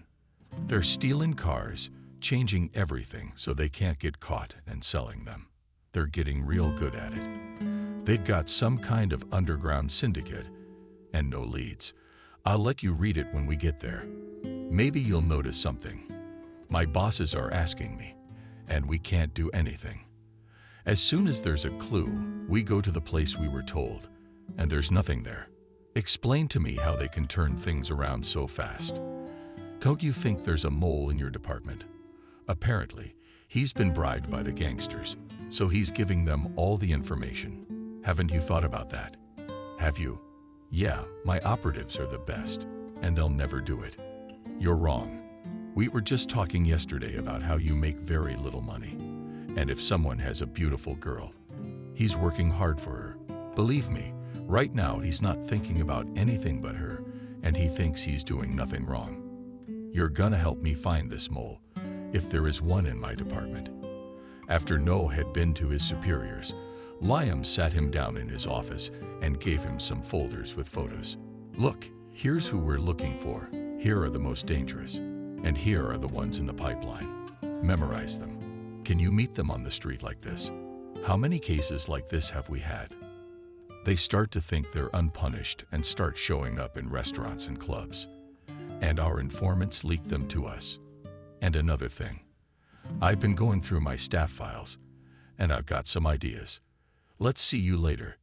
Look, I'm gonna take care of some business. Then we'll go to the cafeteria for lunch and we'll talk. Noah studied the photos for an hour until finally Liam came into the office and said that he had enough for today. And now they're going to lunch. Listen, I've got two candidates. This is Sam and Jacob. Both young, both single. Jacob's been kind of mysterious lately. Guys make fun of him, joke about him. I never noticed. Do you think they could? You know, Liam, I think it could be anybody. Think about it. But why young? What if one of your cops has a sick mom or a wife? Maybe they need money urgently. You're not considering that. You have no idea. I mean these guys. You're saying it's hard for me.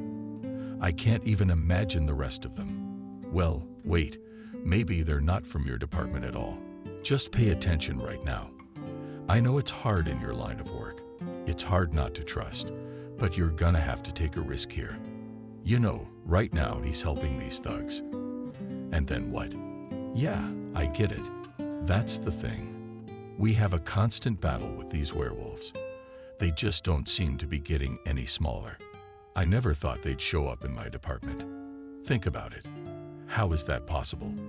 I mean, all the guys I've worked with have been with me for years. I can't believe they'd do something like this. Come on, don't read it. Maybe really the people you're looking for have things so set up that they sometimes just feel like it's time for them to change their spots. Maybe there is no mole. Again, I'm telling you, we'll find out. After lunch, they went on another call. It's nothing serious, but Noah got to work with Jacob. He saw that the guy knows what he's doing.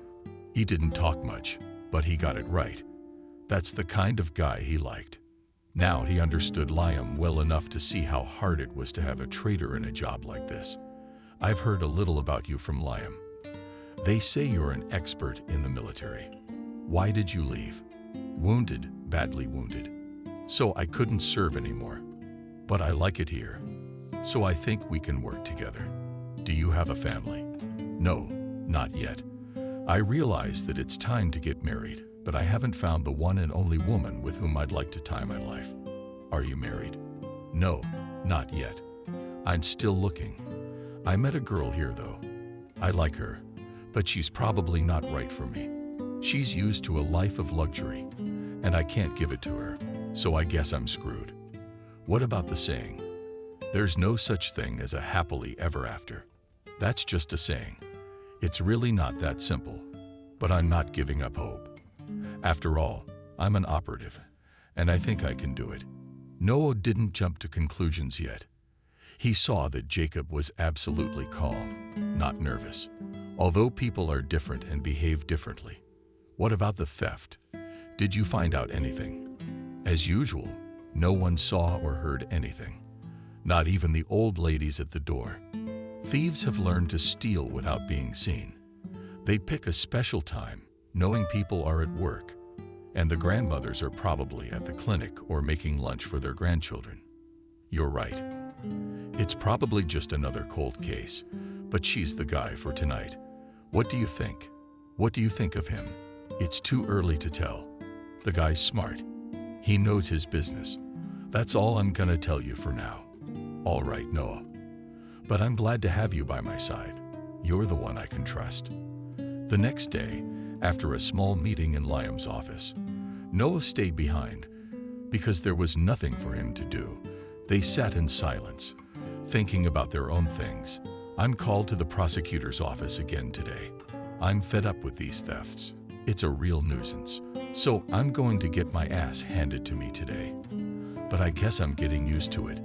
Yeah, come on. I think it's gonna be okay. They know it's not that simple. They don't. They'd like to get this case solved as soon as possible. How are we supposed to do that? Nobody cares. All right, let me look at the case. Maybe there's something I can help you with. Okay. I'm just reading, but I gotta go. Can you stay in my office? Here's your key. But don't leave your office open. There wasn't a lot of information on the thefts. Noah was even a little disappointed, but he was interested in the fact that Mason's name was mentioned a lot. And if his memory served with this guy, he was familiar with him. Mason had served with him, then was also discharged due to injury. That was 5 years ago, and he could very well be wrong. Well, it was worth a visit to his battle buddy to check something out. He closed the office and drove to the address mentioned in the Mason file. Wasn't home, but he got his wife's phone number, introducing himself as a battle buddy and just wanting to see a coworker. The wife likely didn't suspect a thing and immediately gave the phone number. Coming out of the entrance, Noah immediately dialed the number. Hello, he heard a familiar voice, so he was not mistaken after all. It was him. But hello, Rock. How you doing? You're Bracker. Are you here for a visit or are you here for good? I haven't heard from you in a while. I have other more peaceful things to do. Well, let's meet and I'll tell you all about our affairs and listen to yours. How about it? I'd love to. Where and when? Let's do it now. I don't care where. I don't care. They arranged a meeting, and Noah went home to change. He didn't want to be in a restaurant in jeans and a t-shirt. He saw him right away. Mason hadn't changed much, but he put on a little weight. He was still in shape. But hey, Bracker, how many years? How many winters? 5 years. I see you're doing pretty well. What do you do? You know, Noah, let's just talk to you like good buddies. I don't want you interrogating me. I already guessed you're working with your old buddy Liam. I'm right. Where'd you get that information? Yeah, I got people everywhere, and in your department too. I didn't expect that from you, to be honest. Look, I'm not gonna interrogate you here, but I gotta be honest. I'd like to ask you a couple questions. I know it's useless to ask you what you do. I don't have to tell you. You know me. If I want to know, I'll find out. But I'd like to know more about the informants on the case. Are you serious? Not a friend. That's not gonna work. You owe me? I forgot. Remember that time I pulled you out of the fire wounded? You told me you owed me one. Well, I would never ask you for anything. But here's a situation where you're gonna repay me by Salieri's informant. Sorry, well, I already know there's a mole in the department. You haven't changed, have you? Still as serious as ever. All right, let's have a drink. We'll talk. By the way, how did you get my phone number? Don't worry. After we talk, I'll delete it. Your wife gave it to me when I told her I was your battle buddy. Okay, I believe you. I just can't stand cops. You know, it's my business. You're not them yet. You're new, so I still believe you. I heard your mom died. My condolences. Let's drink to your parents. They talked for a long time.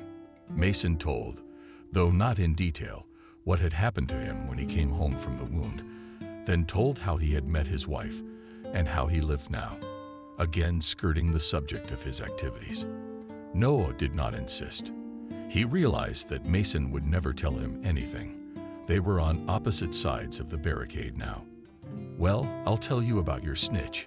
He's in your department. By the way, he's the one who didn't tell me you were there. I knew right away who he was talking about. And when you called me today, everything fell into place. Don't be mad at me, Bracker. Everyone survives. The best they can. We all have our friends. I had mine, and you had yours. I get it. So you're gonna give me a name. Mason was silent for a moment, as if weighing whether or not he should do it. Then he waved his hand and said the name. Noah sat in Liam's office and watched him pacing back and forth nervously. But who would have thought it? Noah. He and I had been working together for a long time. I was sure it was one of the younger ones. How did he even agree to this? As far as I know, he's got nobody sick. Everybody's alive and well. He fell for the money. Not exactly. He's got a very good story involving a little girl. But I think you know what I'm talking about. That's what they say. Gray hairs, black hairs. How's that? But that's how they got him. Then they offered him to work for them and threatened that if he didn't accept, they would find out about it here. In the family, of course. You can imagine how they cornered him. So he said yes. Thank you. I think we can take this gang down now. I wouldn't be so sure. Mason's gonna make sure we don't find him. I know him well. Besides, I understand you didn't have any charges against him at the time. Of course there were. They're all front men. Nobody knows anything. No loose ends. It's clever. It's impossible to get to the bottom of. Well, thank you again. Now I'm gonna go talk to this mole of ours. Look him in the eye. Noah was swamped with work. Sometimes he didn't even have enough time to sleep even an hour, but he was used to such a regime. So he managed without difficulty. Even his words always surprised him. seeing him so awake. So there's nothing planned for Sunday. You and I have been invited to a birthday party. Remember my sister Miranda? She was a real nuisance back then, and my parents left her to me to watch her, and she followed us around. Anyway, it's her birthday, and you and I are invited. Miranda, of course I remember her, married with 2 kids, not like you and me walking around still single. I'll be honest, her friends will be. So brace yourself.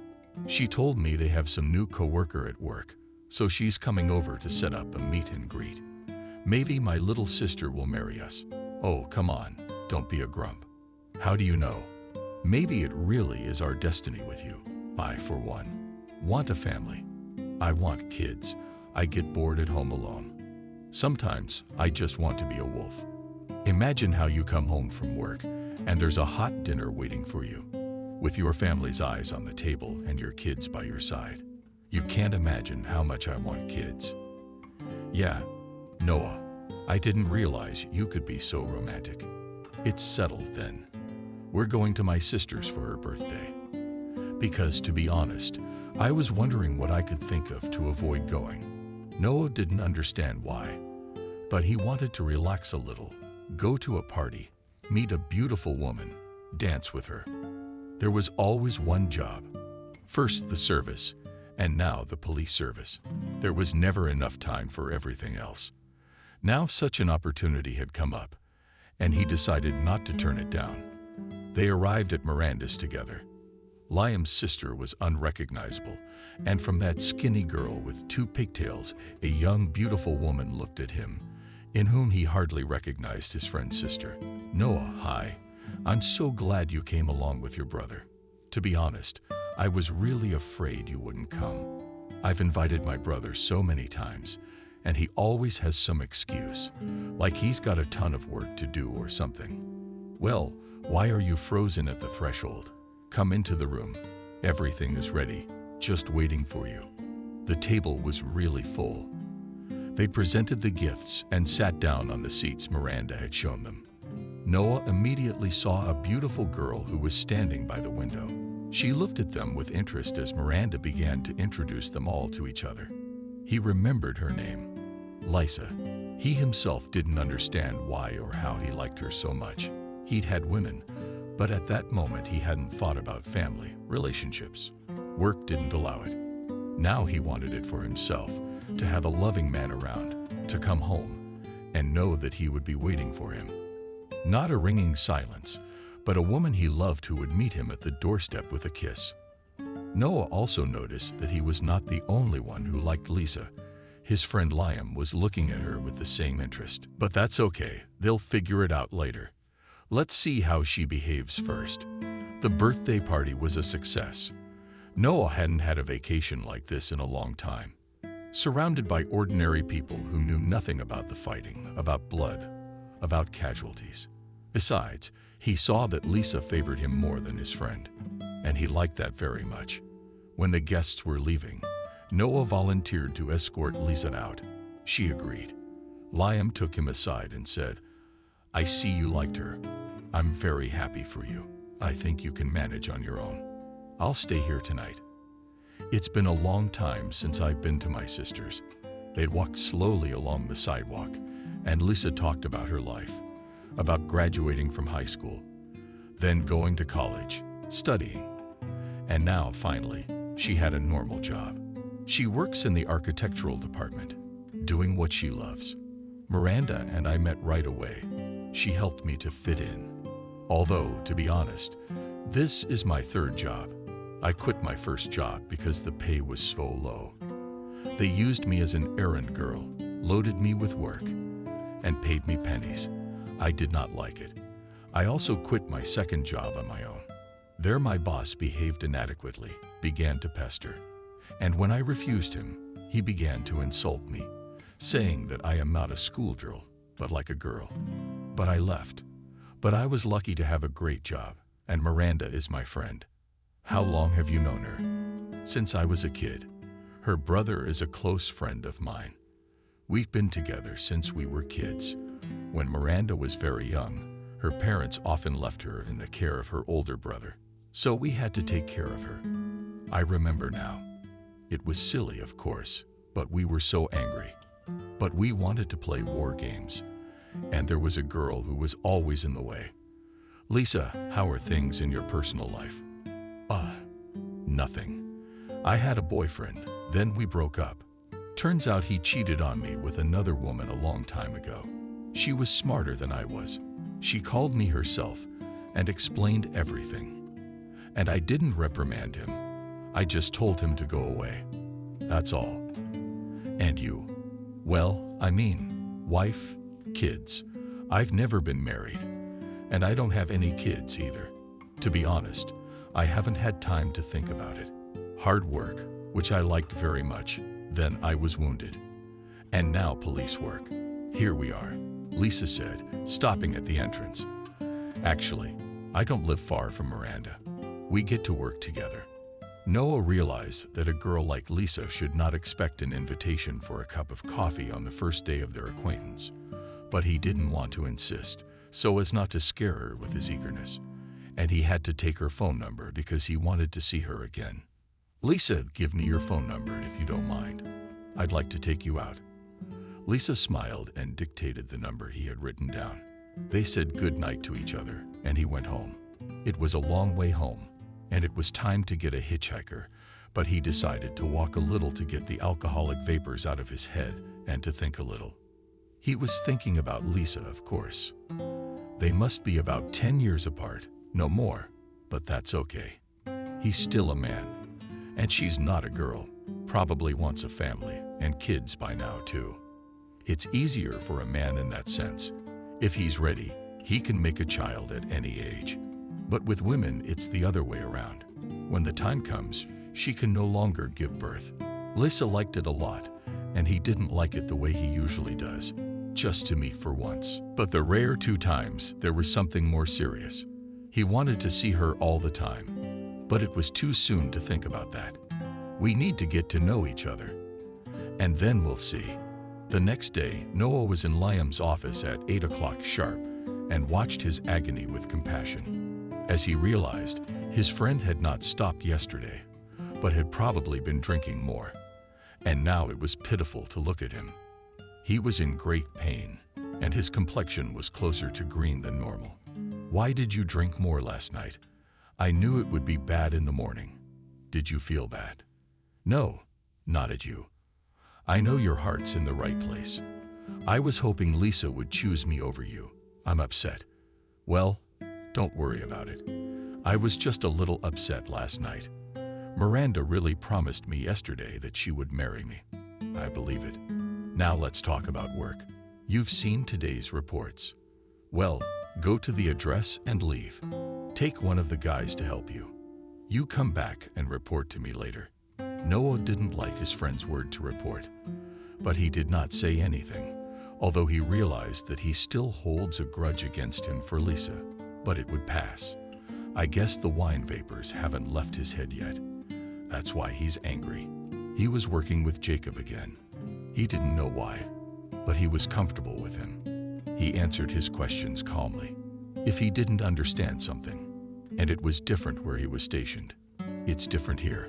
So he asked him how to act in this or that case. He liked that, even explaining, he did it intelligently, without any skeptical remarks or surprise. Everything was right. And so it was easy and comfortable for the two of them to work together. True, he exaggerated a little about the ease and comfort. The work of a policeman, of course, does not consist in that. They arrived from their assignment in the evening. Jacob offered to have coffee, and Noah agreed. They sat in the office and talked about how they would act tomorrow. When the door opened and Liam came in. I don't get it. Why are you sitting here? I'm waiting there with a report, and he's here singing coffee. Come here. Noah silently put down his glass and got up from the table. Right now, he wanted to grab his friend by the chest and give him a good shake. But he knew how to keep himself in control and didn't do it in front of strangers. Liam immediately realized that he had said too much. He quickly left the office. Noah followed him. He raised his voice at me once more. You'll see what happens. I'm not a puppy to be trained. I hope you understand me. I just got here 5 minutes ago. We thought we'd take a little break to coordinate a plan of action. Then I'd come to you and report back. Liam burst out noisily. Well, then sat back in his chair and looked at his friend calmly. I'm sorry, it's just that the bosses gave me a slap on the wrist again. So I snapped. Well, it won't happen again. Let's just forget it. I'm kind of freaking out about it myself, to be honest. I'm sorry. All right, let's forget it. Noah sat down opposite Liam and told him how they had spent the day and what they had done. He listened without interrupting, only nodding his head occasionally. Then, when Noah finally finished, he decided to make a correction. Okay, I got it. Then check their alibis tomorrow and get the phone records. They sense something's wrong. It's probably either the wife or the mistress. I don't think his partner was set up like that. Besides, from what I understand, he and his wife are talking about divorce. Then she'd be left with nothing. It's a trivial story. It always is. We need a motive. Here's a lead. We'll take it from there, but we'll see. Noah wanted to say he didn't believe his wife was guilty because he saw how upset she was. No matter how good an actress she was, it was impossible. Or Noah was a bad judge of character at home when he relaxed on the couch and remembered that he'd been trying to call Lisa all day, but he hadn't been able to. He'd been busy. Now, looking at the time, he thought it was probably too late, but he decided to call. Hello. Lisa, hello. I'm sorry to call you so late. I just didn't have time to call earlier. Are you still awake? No, I'm glad you called me. I don't go to bed before 12 o'clock, so don't worry. How are you doing? How's work? You sound really tired. A little. I wanted to invite you to a restaurant, but I'm afraid I'll be busy soon. Let's schedule it for this weekend. Is that okay with you? No, Noah. I don't mind. They talked for a while, and then they said good night and passed out. Noah, it felt so good that he couldn't understand his state of mind. Lisa's voice mesmerized him, and he was very happy when she agreed to meet him. He felt like a teenager when the girl he liked allowed him to kiss her. His heart had beaten the same way then. He smiled, then, remembering how the day had gone, frowned again. Now he knew for sure that his friend had liked Lisa too, and he couldn't get over it. That she had chosen Noah over him was something they had already had once in high school. They liked the same girl they wanted to date. The girl chose Noah, and Liam took offense. But then they talked and decided that if they wanted to stay friends, they should respect each other and be happy if a friend was happy. Apparently, Liam has been reeling again. But it will pass. He will calm down and everything will be as before. And so it was the next day. Liam behaved as usual, as if they had no conflict yesterday. And Noah understood his friend. He didn't hold a grudge. Couldn't it have flown by? At the end of the day, Noah decided to visit Liam, to tell him he was on his way home, and to ask if he needed a ride. He remembered that he had recently complained that his car had broken down and was in the shop. Noah, let's go fishing. We'll pack up today and leave early tomorrow and have a good night's rest. I don't want to go home alone this weekend. My sister wants me to go to the cottage, but I don't want to go with them. I realize they have their own family. I don't belong there. I can't. I've got a meeting scheduled, so I can't not go. It's a work thing. Noah didn't want to upset Liam anymore. I remember he'd just recently gotten over the fact that Lisa didn't choose him. It's a work thing with the CI. Lying to a friend was unpleasant, but realizing he'd be totally upset when he found out he was going on a date, and you can't cancel. No, he only has time tomorrow. Then he's leaving. Then I guess I'll go to the cottage. I can't stay home alone. Why don't we go to my place? We'll have a drink. You okay? Yeah, I was planning to get some sleep. So I'll go home and I'll be happy to drive you. By the way, Liam, don't you think you've been drinking a lot lately? Yeah, it's just tiredness. Don't mind me. Let's at least go home. You're ditching me. My car won't be ready until next week, so I have to drive. How's that working out for you? The next day, Noah got up very late. The first thing he wanted to do was get some sleep. Then, when he finally got up and had some coffee, he decided to call Lisa to see if her plans had changed. She answered right away as if she had been expecting his call. His heart gave a little twinge when he thought she would cancel and say that she had some business to attend to and that they wouldn't be able to meet. He breathed a sigh of relief when he realized that he wasn't. She said it was all right and that it would be fine if he picked her up. It's just that, Noah, I'm afraid to go out in the evenings for some reason, especially in a cab. You know what time it is, so I'd be glad if you pick me up yourself. After the conversation, he went about his usual household chores, although in fact, there was nothing to do. He was always in order. He'd gotten used to it over the years. Discipline was the first thing a soldier needed. Time stretched like rubber, and he waited for the evening. The restaurant was quiet. He had taken Lisa to the place where he and his friend had recently gone. He liked it very much and decided to invite her there. She was looking around with interest, and he only had eyes for her. She was wearing a beautiful black dress, and her hair was arranged in a beautiful style. She looked even more beautiful to him like that. Lisa, where are your parents? Asked Noah to start the conversation. They live in my village. When I went to college, I didn't see them much. Now I visit them. But to be honest, I have a strained relationship with them. They can't forgive me for trading the village for the city. Now they're nursing my brother's grandchildren, and they're happy. I call them sometimes to tell them I'm doing well. That's all. Where are your parents? My mom died over 6 months ago, and my dad died a long time ago. My mom told me right away that she couldn't stay in this world for long without her beloved husband, but she still tried to live for me. It's a terrible thing to lose a parent. But let's not talk about sad things. Tell me about your job. Do you like it? No, not about work. Let's talk about something else. Besides, I suggest we have a drink. And Lisa said yes. The evening was delightful. Lisa talked a little about her childhood, how she and her friends dreamed of meeting a prince, of course, on a white horse, and how happy they would be. It's true that I haven't been happy yet, although all my friends have been married for a long time. I'm the only one who's preoccupied with my career. I guess your time hasn't come yet, but neither has mine. I didn't really have time for that. It was work. And now, I'd like to have a family and children myself. Lisa blushed. Noah was very good with her and even flashed the thought of inviting her to my house, to continue the banquet, so to speak.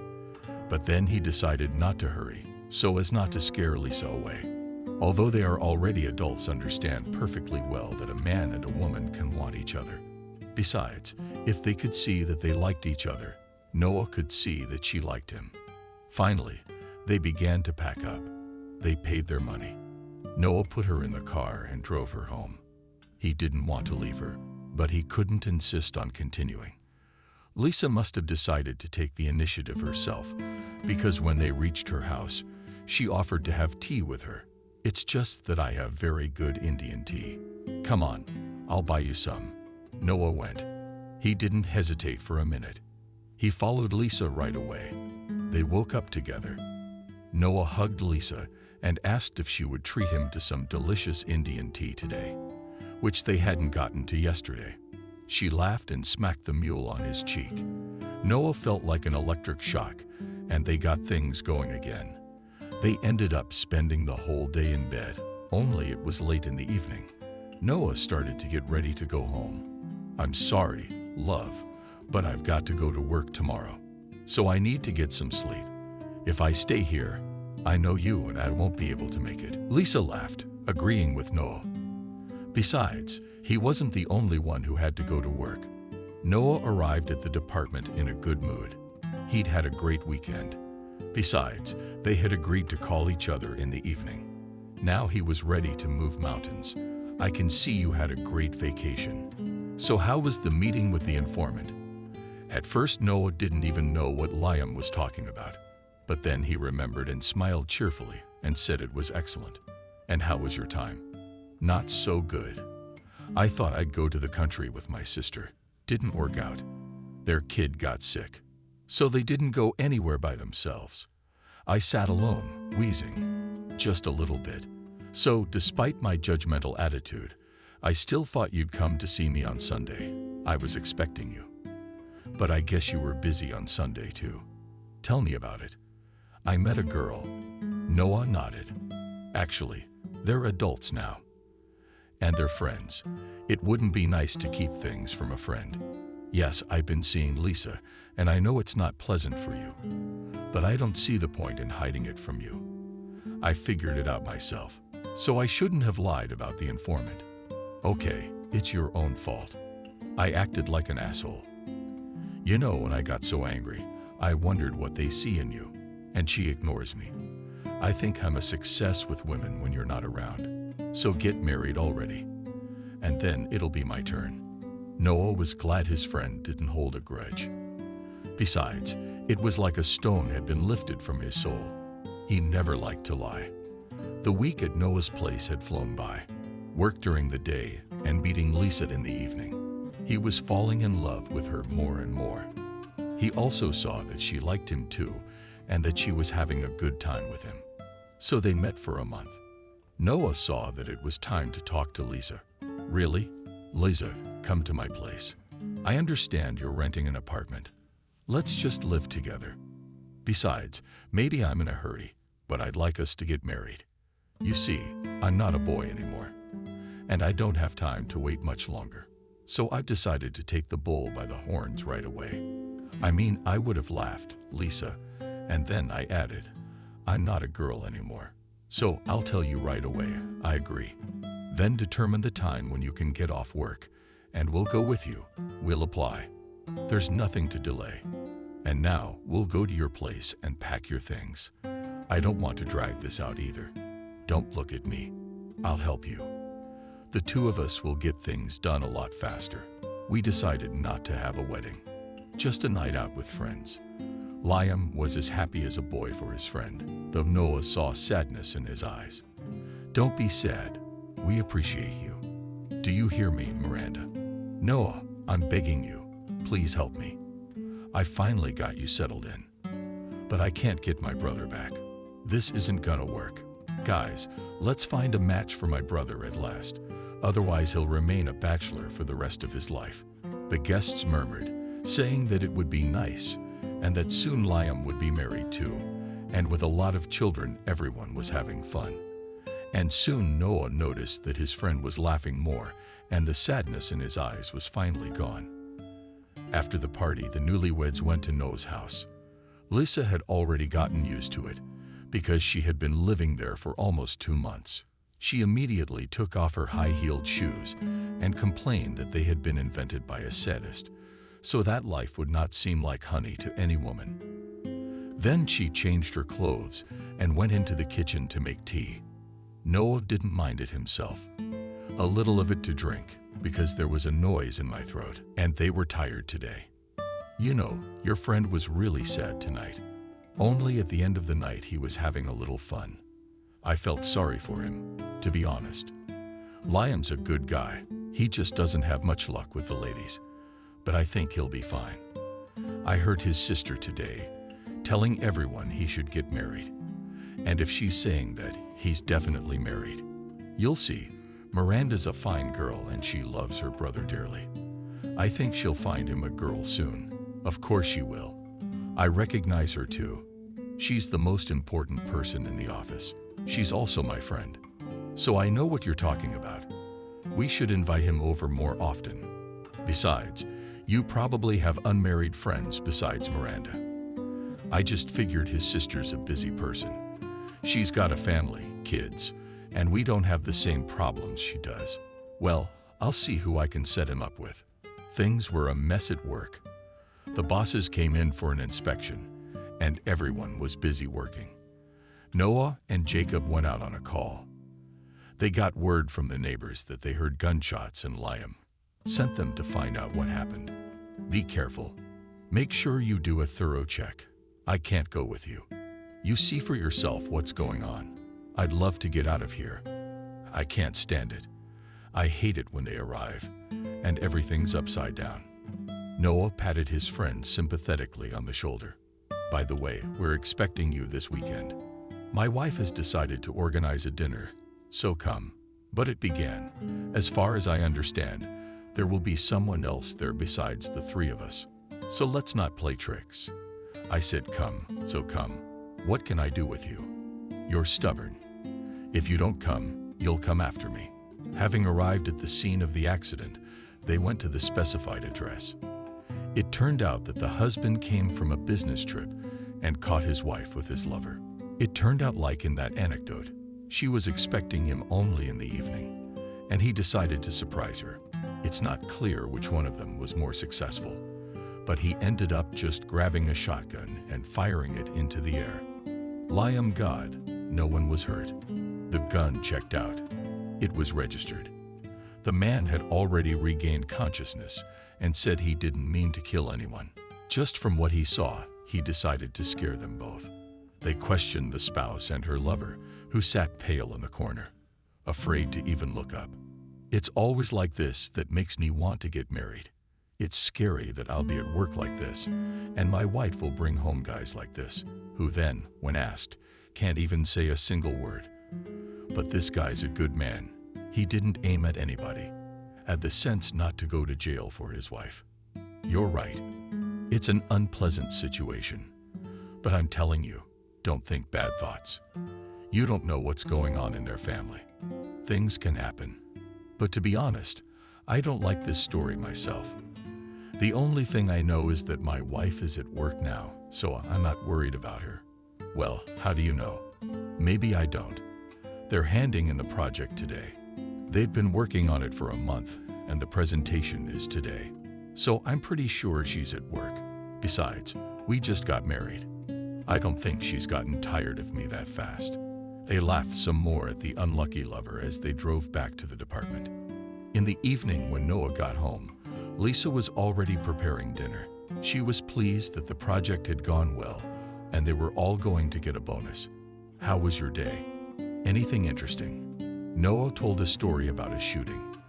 Lisa listened attentively, then said, I've never understood women like that. How could they do such a thing? Is it not possible to be honest about everything? To tell her husband that her love is over, that she has met another person, and that she wants a divorce. Apparently, she thinks that this way she'll save the family, but also get pleasure on the side. But it doesn't work that way. Sooner or later, all this will come out. I think so too. Besides, you know how I told you I was seeing a man. Turns out he wasn't seeing me. I was alone. I remember how hurt I was when she called me and told me all about it. And then, when the pain subsided, I realized that it wasn't my destiny to be with him. I can see it's true now. You're right. Life does surprise us sometimes. I guess it was time to call it a day. Her husband did. Let's just drop it, because, you know, it's a little uncomfortable. Hey, have you talked to Liam? He's coming over on Sunday. He will. I mean, he knew right away what we invited him for. And the light's coming too. That's what I told you about him. I think they'll like each other. Maybe they'll go out with each other like us.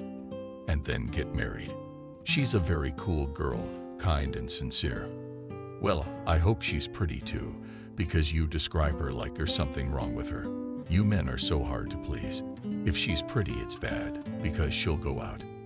And if she's not very pretty, that's bad too. You don't like it. How can you do that? What if she's just a good person? Or don't you want girls like that? But why are you so angry? I was just asking. Besides, to be honest, Liam and I have similar tastes. We've always liked the same kind of girls, except they always chose me. They never even looked at him. I see. Well, we'll see. Let's hope there's sympathy between them, and then we'll see. On Sunday, as soon as Noah saw Svetlana, he immediately realized that there would be no sympathy. It wasn't that Svetlana was ugly. It was just that there was nothing about her that Liam liked. She was very tall, thin, had a slightly long nose, exactly all the things his friend couldn't stand. He liked girls who were short, not too thin, and had a little nose. I think you're trying to scare my Liam. Believe me, if he doesn't run away as soon as he sees your entourage, it's a miracle. Well, what if he does like her? Okay, I just feel sorry for her. She's my age. She should get married too. But as you can see, it's just bad luck. I understand, but I can't help it. All right. It's too late to think. Let's get acquainted. And so it happened. Liam didn't even look at Sveta to save the evening. Lisa talked to Liam and Noah talked to Svetlana so she wouldn't be so lonely. Then Noah called a cab for Lisa's friend and went to take Liam home in his car. He hadn't had a drink today, so he could drive. I'm sorry about what happened. I just saw her and realized it wasn't gonna work out. Come on, there's nothing to be upset about. Honestly, I really enjoyed my time here. I had a great time tonight. But about Svetlana, you knew right away she wasn't my type. Well, I realized it right away too. To be honest, I didn't even want to talk to her. So thanks for helping me out. It's no big deal. Maybe next time it'll work out. When Noah got home, Lisa was doing the dishes. She was kind of brooding. And Noah thought it was because of her friend. Don't feel bad. It went so well, though. But it's not our fault we don't like girls like that, is it? You should have asked me first, what's Liam's taste? And I would have told you, yeah, I'm fine. I just feel kind of tired. You know, I've been feeling sick for 3 days now. My head hurts all the time. I feel sleepy. If this keeps up, I'll probably go to the hospital, see what's wrong. Or maybe you shouldn't wait. Why don't I take you there tomorrow morning? You think I'll see you tomorrow morning? I'll probably call Miranda now. Let her know I'm gonna be a little late tomorrow. She'll cover for me. I can count on her. In the morning, as agreed, Noah took Lisa to the hospital. By the way, he also said he'd be a little late for work. What happened? Yeah, Lisa went to the hospital at the detention center. She didn't feel well. So I figured, why risk it? It's better to go straight to the hospital. You're doing the right thing. Keep in touch. Call me if you need anything. He waited impatiently for his wife. He didn't want to think bad thoughts, but time passed and she was still gone. All sorts of thoughts came into his head, but Noah tried his best. He could to think only of good things. But then the dark thoughts began to grind at him again. They say that if everything was fine, then she would feel normal. So it must be something serious. So she must be sick. But finally she appeared in the doorway. He looked at her anxiously, trying to read something in her face. But then he was relieved to see her smiling. He said as she came up to him, "I've been worried sick. We're having a baby." At first he froze, not quite sure what she was talking about. Then he grabbed her in his arms from around him. Oh my God, what a blessing. But you're fine, because the doctor told you it's a condition that happens in the first few months of pregnancy. I'm fine, so don't worry. Now take me to work. I'm already late enough as it is. It's gonna be embarrassing in front of Miranda. Maybe you shouldn't be embarrassed. Maybe you should take a sick day. Maybe you should just quit already. Noah, don't panic. I'm not sick, so you don't have to worry about me. I'm fine. Noah couldn't calm down. He kept looking at his wife as he drove her to work. Happiness overwhelmed him at last. Soon, they would have a child. It didn't matter if it was a boy or a girl. He wanted a girl more, of course, and he didn't know why. I guess he'd always wanted a little sister, but his parents didn't want any more children.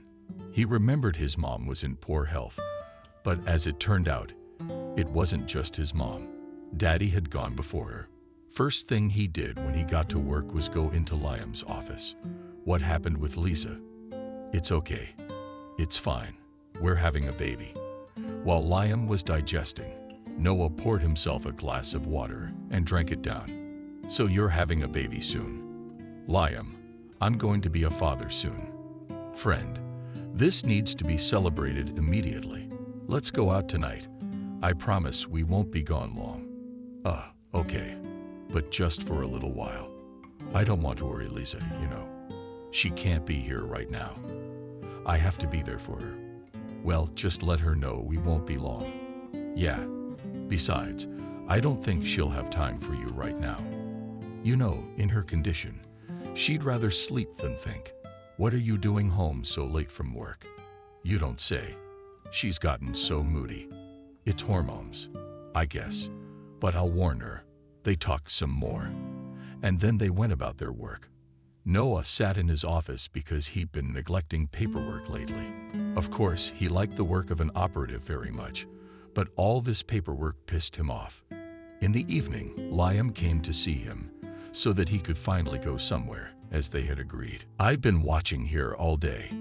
You're sitting here today, telling me you've saved up some paper. I have, but I don't have much left. I'm gonna check out some more stuff.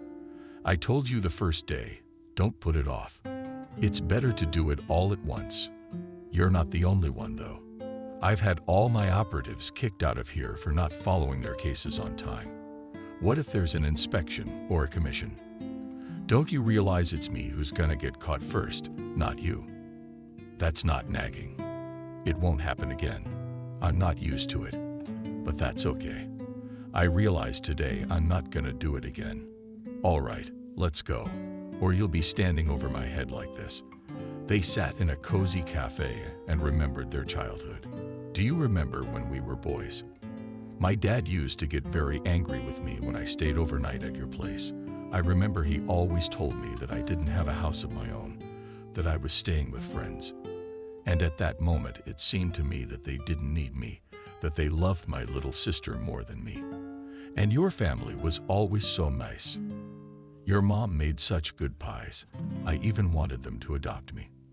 I like your family because you're not alone, because you have a little sister. I remember telling my parents to find me a little brother or sister. I'll talk to Lisa. I don't think she'd mind having another baby later. You wait. Don't rush into it. Let her bear it for a while. You know how hard it is for women these days, the environment. Does it affect them like that? The main thing is that everything is fine. And then, I think, you'll figure it out on your own. By the way, you called her and told her we'd be late. What about the first thing? I just realized she didn't care. She told me as soon as she got home from work, she'd go to bed. She was tired. Maybe you're working. Well, not to tire her out. Yes, I offered. But she doesn't want to. She likes working there so far. Plus, she and your Miranda are really good friends. I know my sister speaks well of her too. She says that at her birthday party, she brought her over to introduce her to me. Thought it was gonna work out between us. But you stole my girlfriend like you always do. I'm sorry, man, but she ain't no cow for me to steal her away like that. You saw it. You liked me too. Yeah, you did. I'm just kidding. All right, let's have another drink. And then we'll go home to bed. I'm tired. I have been lately. I'm thinking about taking a vacation and going somewhere. That's a good idea. It's a good idea. But who's gonna let me go? You see, there's a lot of unsolved cases. Stats are down. We got the end of the quarter coming up. So my boss is gonna have me on my ass in no time. You gotta dream sometimes. It makes me feel bad. Noah understood his friend. At such an age as theirs, he had long wanted some stability, and most importantly, a family, a favorite wife and children. He was lucky, but not off the bench yet. Lisa's pregnancy went more or less smoothly. She didn't have any splinters, like smelling paint or anything else. She didn't even want to eat fruit. Said she didn't want to eat sweets anymore. She ate tomatoes for vegetables. Noah was worried about her still working like that. He didn't like it. He was afraid she would get stressed out there and it would affect the baby. Don't worry, it's not long now and I'll be on maternity leave soon. I'll stay home and wait for you. I don't know what you can do all day at home. I do everything on the weekends in a couple hours, all my own stuff. And that's what you think you're doing now. And then, when your belly gets bigger, you won't be able to do everything so quickly. Noah understood Lisa. It's hard for a woman in that position. True, He had become alarmed by her attitude toward him. It was as if she was estranged from him. When he'd come home from work and try to kiss her, she'd shy away. Annoyed, and he never approached her again after that. This started to stress him out, and he decided to talk to a friend because there was no one else to talk to. I don't know what's going on with her. I even sleep on the couch now. I've become irritable. It's horrible. I've been home for a week now. When she went on maternity leave, she couldn't take it anymore. I don't even walk like this anymore. Oh, come on. She's just had a rough last few months. That's what's so annoying. You'll see, she'll have the baby and it'll all blow over. Yeah, I can't wait, because it's getting unbearable. I didn't realize it's not only women and men who have a hard time during such periods. Now I've experienced it myself. Word sympathetically looked at his friend, but did not say anything to distract him. He decided to talk about work. How's it going with that gang of raiders who bomb gas stations? Sneaky guys trying to stay off the security cameras. Apparently, they do a lot of due diligence before they go in. Although you can see they're all young, athletic, but smart. I've asked Jacob to scrutinize all the footage. I think that's how we'll find someone. You know, in our job, any little thing can help us. So you go and see, and you heal yourself. But you can help Jacob too. Can you imagine how much he has to review? I have to go away. They're calling me back into the office. So I'm gonna have to take care of all of you. Don't let me down, guys. Make sure you find a lead. Noah nodded and left. All day long he and Jacob stared at the screen, trying to figure something out. Nothing. Gas stations, 1 million cars of people. It's almost impossible to figure out which one is the culprit. Maybe we look at the ones who show up here more than once. But look, this guy was here yesterday, early morning, then shows up the next day and later in the evening. And what Jacob, he could be a cab driver. And the gas station is convenient for him. Maybe it's close to home. Maybe the price is a little cheaper. No, we need to look at this together, not separately. This person has to show up once, but at different gas stations. Only again, they're smart. And it's possible they're sending different people out each time, but at least one of them has to show up twice. And they did find him. A young guy who buys mineral water in the first case and buys cigarettes in the second. There was no doubt about it. It's the guy from the gang that's doing the raids. He's acting too strangely different from people who just come to get gas. He's looking around like he's looking for video surveillance. Of course, he was doing it discreetly, but they saw it and realized it was him. Make a quick printout, show it to everyone, and have them run it through the system. Maybe he's been in our neighborhood before. At it, I think we found them. Noah rushed out of the office and ran into Liam, who was in high spirits. I see it didn't hit you as hard as you expected. However, smiling, he asked his friend. But that's about it. Listen, I think we found them. It's too early to tell, but I think we're on the trail. Noah came home, but he didn't approach Lisa, just greeted her and went to wash his hands. But his wife surprised him today. She came up to him and gave him a hug and gave Mill a peck on the cheek. I'm sorry, darling. It's just that lately I've been unbearable. You know, home alone all day. I guess I'm just nervous.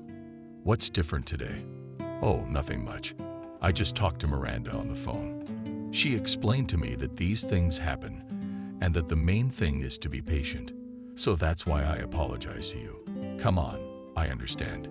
It's just sometimes it's weird to see you like this.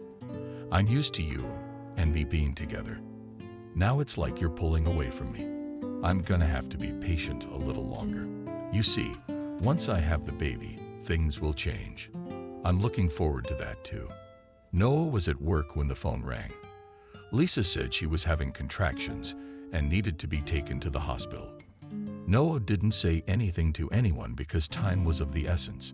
He rushed to get his wife himself. He helped her into the car, put her bag in the trunk, and they rushed to the hospital. He saw how badly his wife was feeling. He tried to keep his eyes on the road and mentally begged himself to pull himself together. Everything would be all right. Now he would bring her to the hospital, and everything would be fine. He returned to work when he was sure his wife had been placed in a room and a doctor was watching her. His hands were still shaking, and he realized he couldn't work yet. He didn't want to think about anything else. All he could think about was his wife. "So I didn't understand why you're so chilly. Peta told you, by the way. I see you're working together. Where have you been all this time?" Then Liam, looking at his friend, asked Lisa right away. "I took her to the maternity hospital. I can't think about anything else but making sure everything's okay. Let's go to my office." "Why didn't you tell me? Are you serious? You think that's all I was thinking about? Okay, I'm sorry, but you know I'm worried about you too. Come on in. I'll make you some coffee. It'll calm you down. You know, you need to work on your head. You're distracted. If you worry so much, you're not helping anyone." "You're right. Get your coffee. I'm gonna go." "Where'd he go, by the way?" "I mean, he went on a burglary, said it wasn't his first time. There's been, like, 5 of them, but not in our neighborhood. The similarity is that in all 5 cases, people saw a truck and 3 guys. They look like jocks." "All right. Go door to door, ask around. Maybe we can put together a sketch. Maybe we'll get lucky." Somebody remembered the license plate number. Although they're always fake in these cases, Noah, had a coffee and ran to the address Liam gave him. Work really helped. He forgot a little and didn't notice how the day flew by. Already when he was about to go to his wife's hospital to see how she was doing, he got a call that his wife was fine and had given birth to a beautiful, healthy baby girl. They also told him to come back tomorrow because his wife was resting now anyway. Noah drove home and smiled. They have a daughter, a baby girl. They will have her as beautiful as Mom and let her character be better than Mom's. And then we'll see. Maybe they'll wait a little longer. And Lisa will give him another son. It would be great if they had a daughter and a son. When he got home, Noah called his friend, but his phone was busy. He waited half an hour, but the phone was still busy. He wondered who his friend could be talking to for so long and decided that he had a girlfriend. Though if he did, he'd probably tell them. He probably wouldn't be sure about her yet. That's why he didn't say anything. Liam called him back. "Saw you called me a couple times. Something came up. But of course you can congratulate me. I had a daughter, but that's it. I'm coming to you. You can't be left alone like this, so we'll celebrate together." Liam arrived half an hour after the call in a package he'd brought with him. The glass rattled suspiciously, and Noah realized that their night would drag on tonight. In the morning, they woke up both with heavy heads. Noah went to the kitchen, cursing himself for drinking so much last night. At least he'd gotten some sleep, because if he knew himself, he'd be up all night thinking about Lisa and his daughter. He made coffee, poured 2 cups, and went to the bathroom to clean himself up. When he came out, he saw Liam, who was already finishing his coffee. "I understood correctly that this cup was meant for me. That's right. Go wash up, and let's go to work. I'll have to call a cab. I'm not driving like this today." "Yeah, you and I had a great time. It's so appropriate for such an occasion. Call Lisa, tell her we'll be there today, and ask her if she needs anything." A week later, Lisa was discharged, and Noah brought them home. For him, the week had gone by fast, because in addition to his work, he and Liam had set up the baby's room. He personally put little Kelly in her crib. He couldn't stop looking at the baby, seeing how pretty she was. "Lisa, she looks just like you, I think. Just as pretty. How can you see what she looks like? She's just a little girl." And then the doctor said she might even change her eye color. Noah thought Lisa said it with a kind of irritation. He looked at his wife, but she turned away and left the room. Noah thought that she was probably just tired and that she needed some rest. He decided that he would go to bed next to the baby so that his wife would get some sleep at night. When did he suggest this to her? She didn't say anything to him. just turned and went into the bedroom. It got a little uncomfortable. It felt like she was angry with him. Angry about something. But why? He couldn't figure it out. He wanted to go ask her because he hated the whole understatement thing. But then he changed his mind and decided that he would talk to her tomorrow morning. He went into the kitchen and saw his wife sitting by the window drinking water. Noah did not ask to make him coffee. He decided to do everything himself. He glanced at his wife, who did not pay any attention to him. "Lisa, why don't you tell me what's going on? Or do I have to guess again where I've gone wrong and what I've done wrong?" Lisa flinched, turned her head, and then looked away again. "It's okay. It's just that I'm probably not feeling well." "That's right, I guess. Or do you really not want to say hello? You just tell me, and I'll help you any way I can. You want me to take some time off, take a vacation, and stay with you for a while." When she heard that, it was like she was scared. "No, I'll be fine on my own. And most likely, after childbirth, depression will pass. Just don't worry about it." Her words calmed him down a little finally. At least she spoke to him. "All right. Then, if anything, you call me immediately, and I'll come to you immediately." It was business as usual at work. Liam was out of sight again. They called the chief. The phone was silent too, and Noah even wanted to call. But then he restrained himself, knowing that if Lisa needed anything, she would dial it herself. And while she's like this, it's best not to bother her. But with each passing day, Lisa's depression grew worse and worse. Noah did what he did, what he suggested, and it all ended in a fight. Lisa screamed at him to leave her alone, that she was tired of sitting around all day, alone to look after the child and do household chores. When they calmed down a little and he suggested taking time off again, she would talk him out of it, saying it would only make things worse. To make things easier for his wife, Noah would rush home from work to be with little Kelly. After such scandals, Lisa's milk had disappeared, and now they were feeding her baby food. He learned to dilute it himself, so there was no problem. He changed her diapers, bought her before bedtime, and then rocked her in his arms and told her stories. Lisa would go to the bedroom, and he could hear her talking quietly to someone on the phone. One day he asked her who she was talking to all the time. She said Miranda because she needed advice and had no one else to turn to. Noah had no idea what else he had to do to stop his wife from being the way she'd been lately. For 6 months now, they've been cat and dog. He was so tired of it that he decided to invite a friend over to sit down and talk. He hadn't seen much of Liam lately. He just needed to talk. What happened again? Lisa's a mess. She came home from the hospital, and she's not herself. I don't know what to do. Maybe you can tell me what I should do. Should I send her on vacation with the baby? Let her rest somewhere. Or better yet, let her go by herself, and I'll stay with the baby. What do you think? Listen, talk to her, and I'll give you some time off. Let her go to the sea for a week. It's nice there now. I think it could work. Yeah, it'll work. Don't worry about it. She's been under a lot of pressure, I guess, all at once. So she's looking for someone to take it out on. She'll get some rest. She'll get her head together, and things will work out. When Noah got home, he called Lisa into the kitchen to tell her what he and Liam had just discussed. "Lisa, why don't you go to the sea for a week and get a tan? I think you'll feel better." Lisa's eyes glistened with excitement. "Are you serious now? I can go to the sea. What about your daughter? I'll take some time off to babysit. You can see I'm doing a great job with her, so you can rest easy in front of my eyes." Lisa switched. She was just flying around the apartment, didn't know what to take.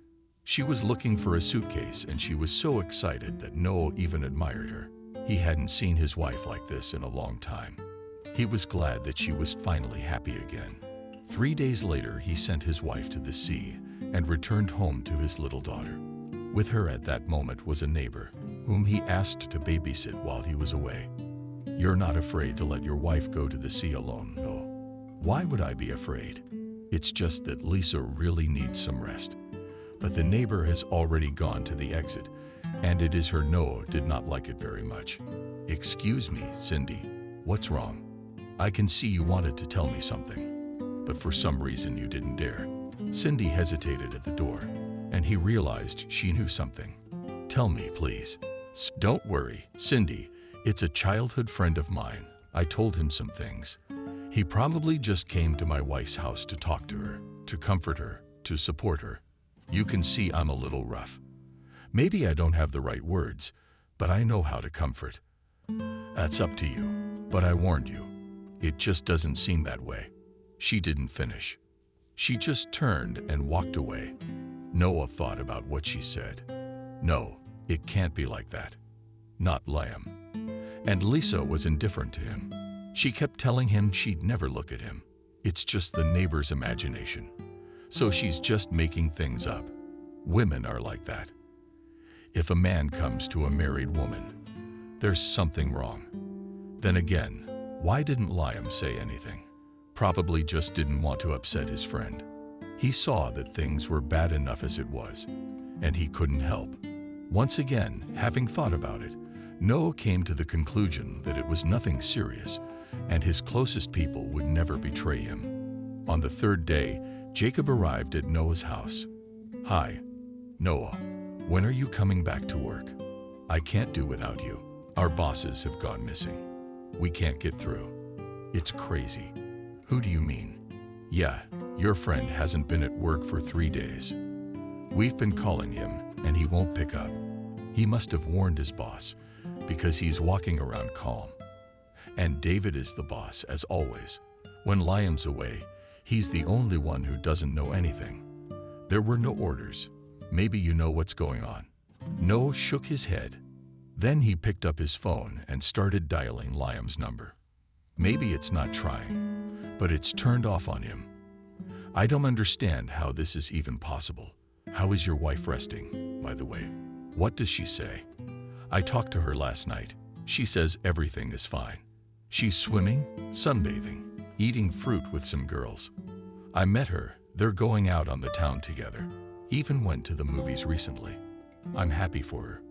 Let her have a vacation. But I'm worried about Liam. I don't understand. He's never done this before if he's not feeling well. He never turns his phone off. Do you happen to know if he's seeing someone? I had that thought the other day.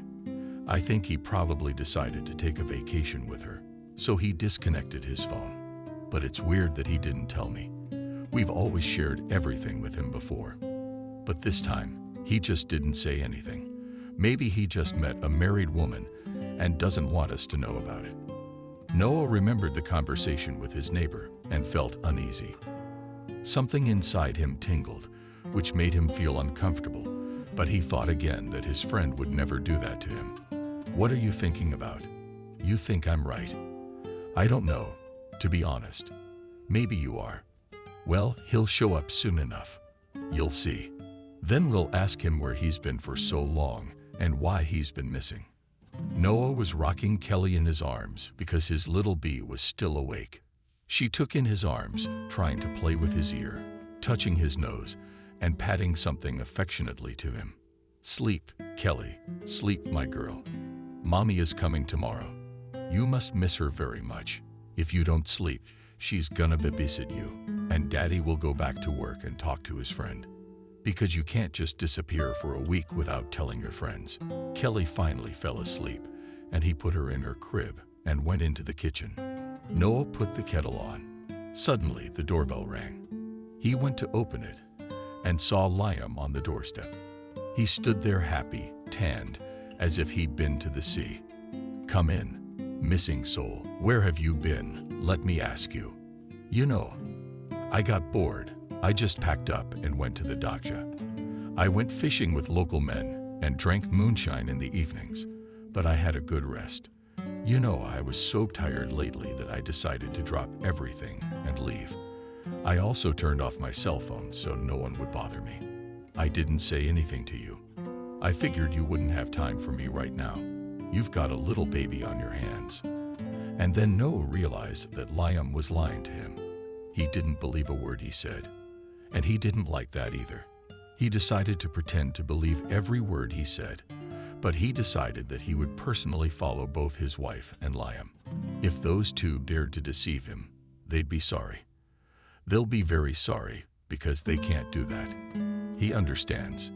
Things happen in life, and he told Lisa that they're not immune to feelings.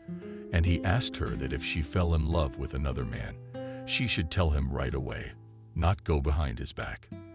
That's exactly the kind of thing he wouldn't forgive her for. Come into the kitchen and have tea with me. I've just put the kettle on. Listen, where's the fish? I remember that you always brought me your catch before. And now what? Spared it for an old friend. They ate it all.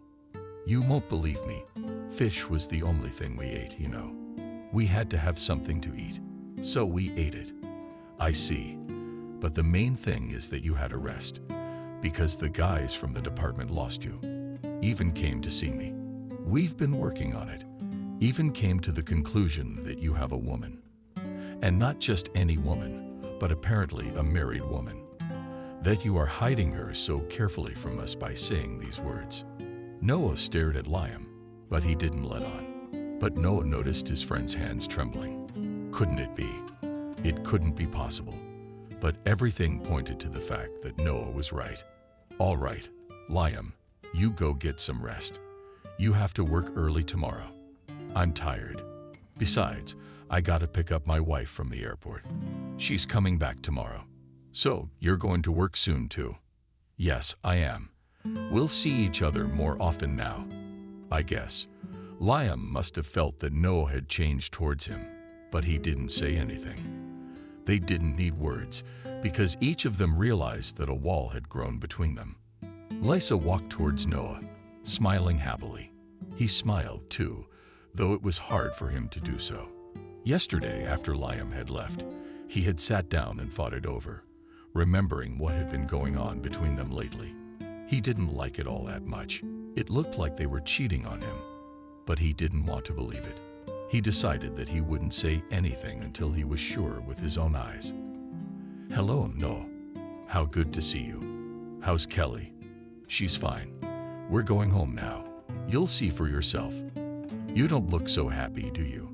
Maybe I'm not happy my wife's finally home. Are you happy to be home?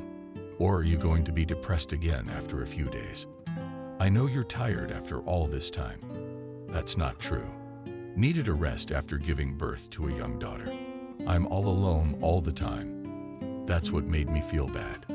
Noah didn't say anything. Inside him, everything was racing, but he ordered himself to calm down after he brought Lisa home.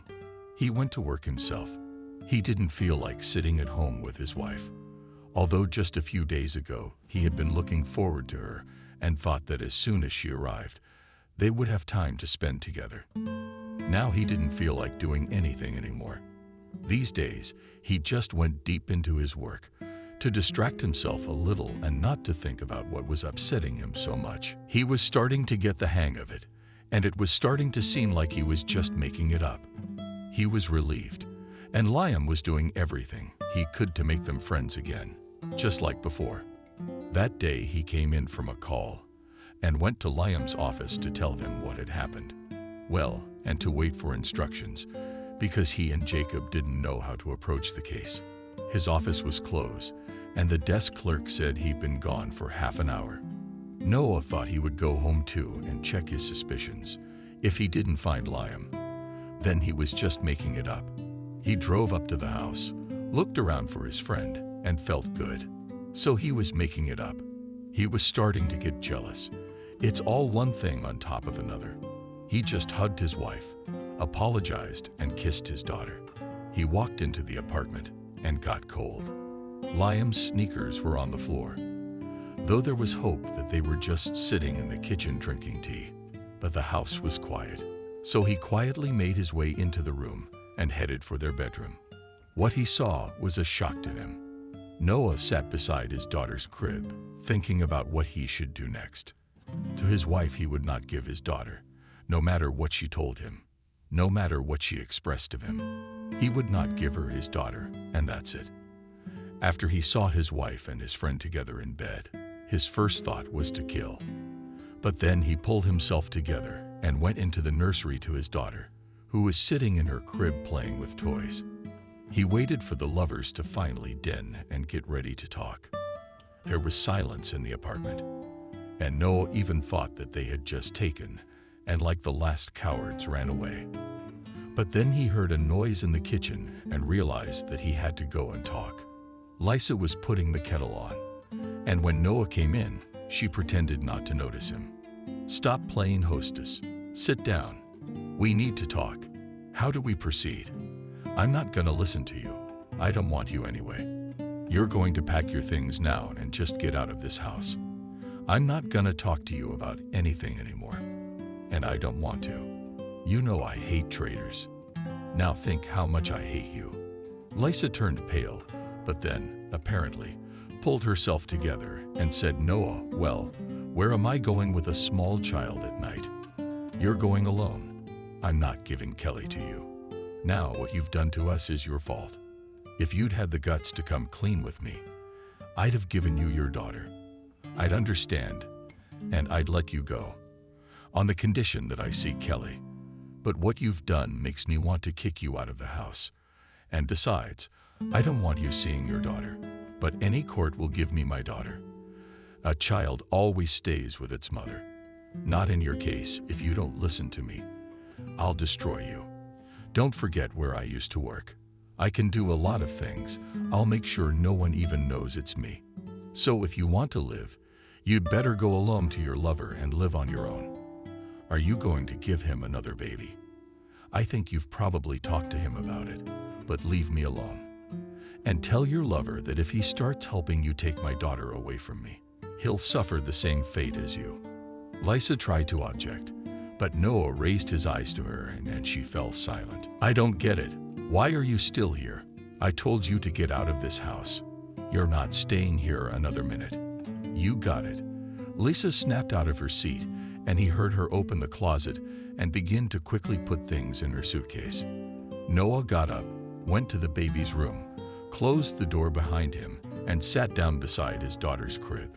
His soul was aching in his heart too.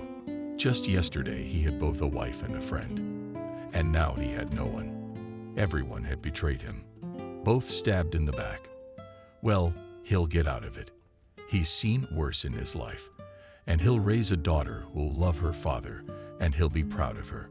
Kelly came in from school, tossed her backpack, and disappeared into the bathroom. Noah sighed.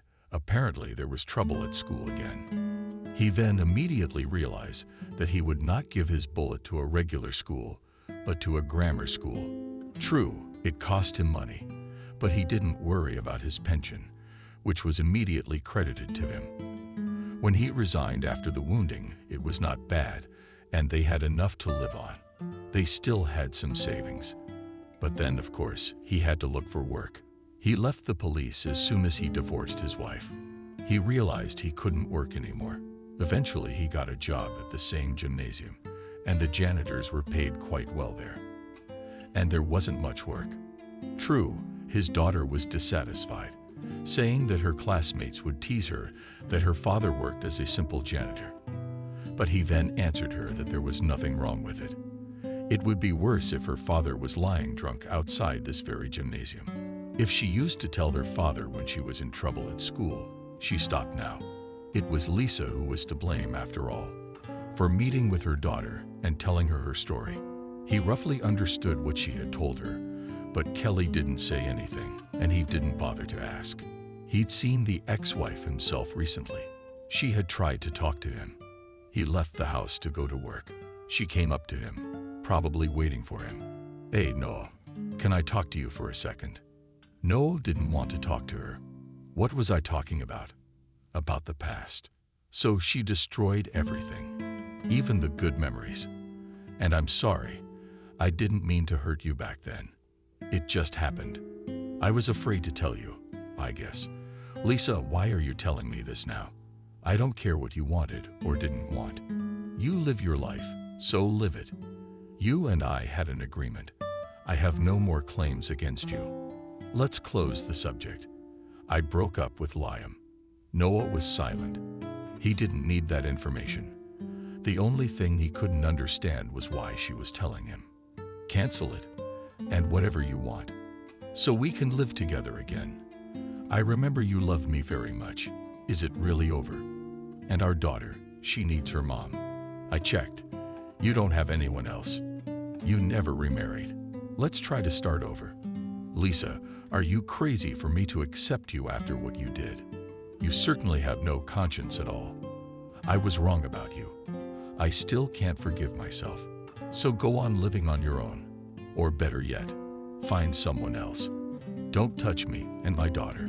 You're dead to us. He left then. But he also thought that she would probably meet her daughter. And so she did. He and his daughter had a difficult conversation after their meeting, after which the relationship has deteriorated.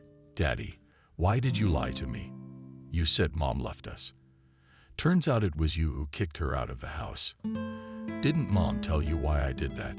She said you were overly jealous of her and jealous of your friend. And then you kicked her out. How could you deceive me like that? I believed you. I thought only my father could tell the truth, but you. And you've been lying to me all these years. And now you've taken a job as a janitor. You're embarrassing me in front of the kids. They tease me all the time. And now my mom told me this. I hate you, and don't you dare come near me. It was really hard to hear that. My first impulse was to bring Lisa into the house and make her tell her daughter the truth. But then, after some thought, he decided not to say anything. Why should he? It's his grief. He'll never forget it. When in one moment he lost both his wife and a close friend. In fact, he was not the first, not the last. It was a shame that in the end, he was the only one to blame. From that day on, his daughter stopped talking to him. He didn't know what was going on at her school. She never told him anything. Besides, her graduation ball was approaching, and he realized that his daughter needed an outfit and tried to talk to her about it. Daughter, let's buy you a beautiful dress. I've been saving money for such an occasion, so that you would be the most beautiful in school. I don't want anything from you. I don't care what anyone says about me. I'll wear it to my old dress, though. I don't care what I wear if my whole life is messed up because of you. People at school make fun of me and make fun of me. And you're here with your dress.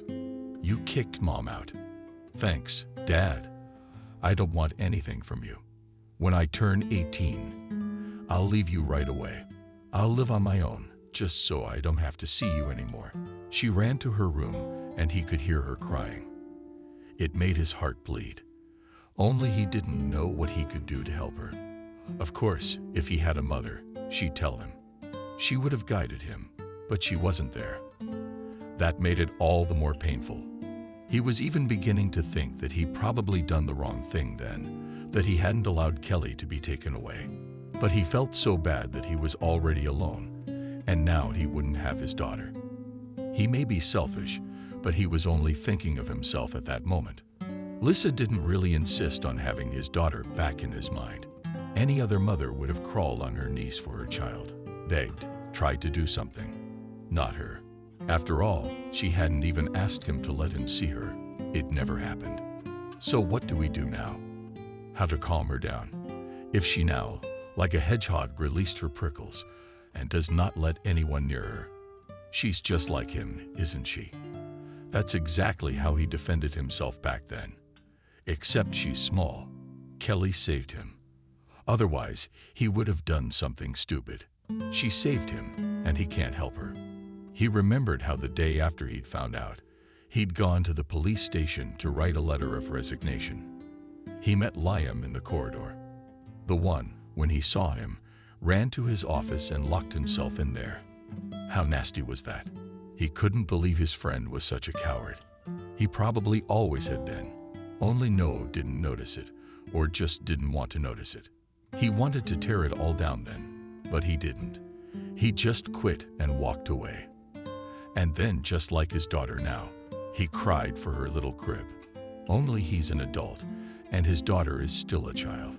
She doesn't understand a lot of things, and that's why it seems to her that everyone is an enemy.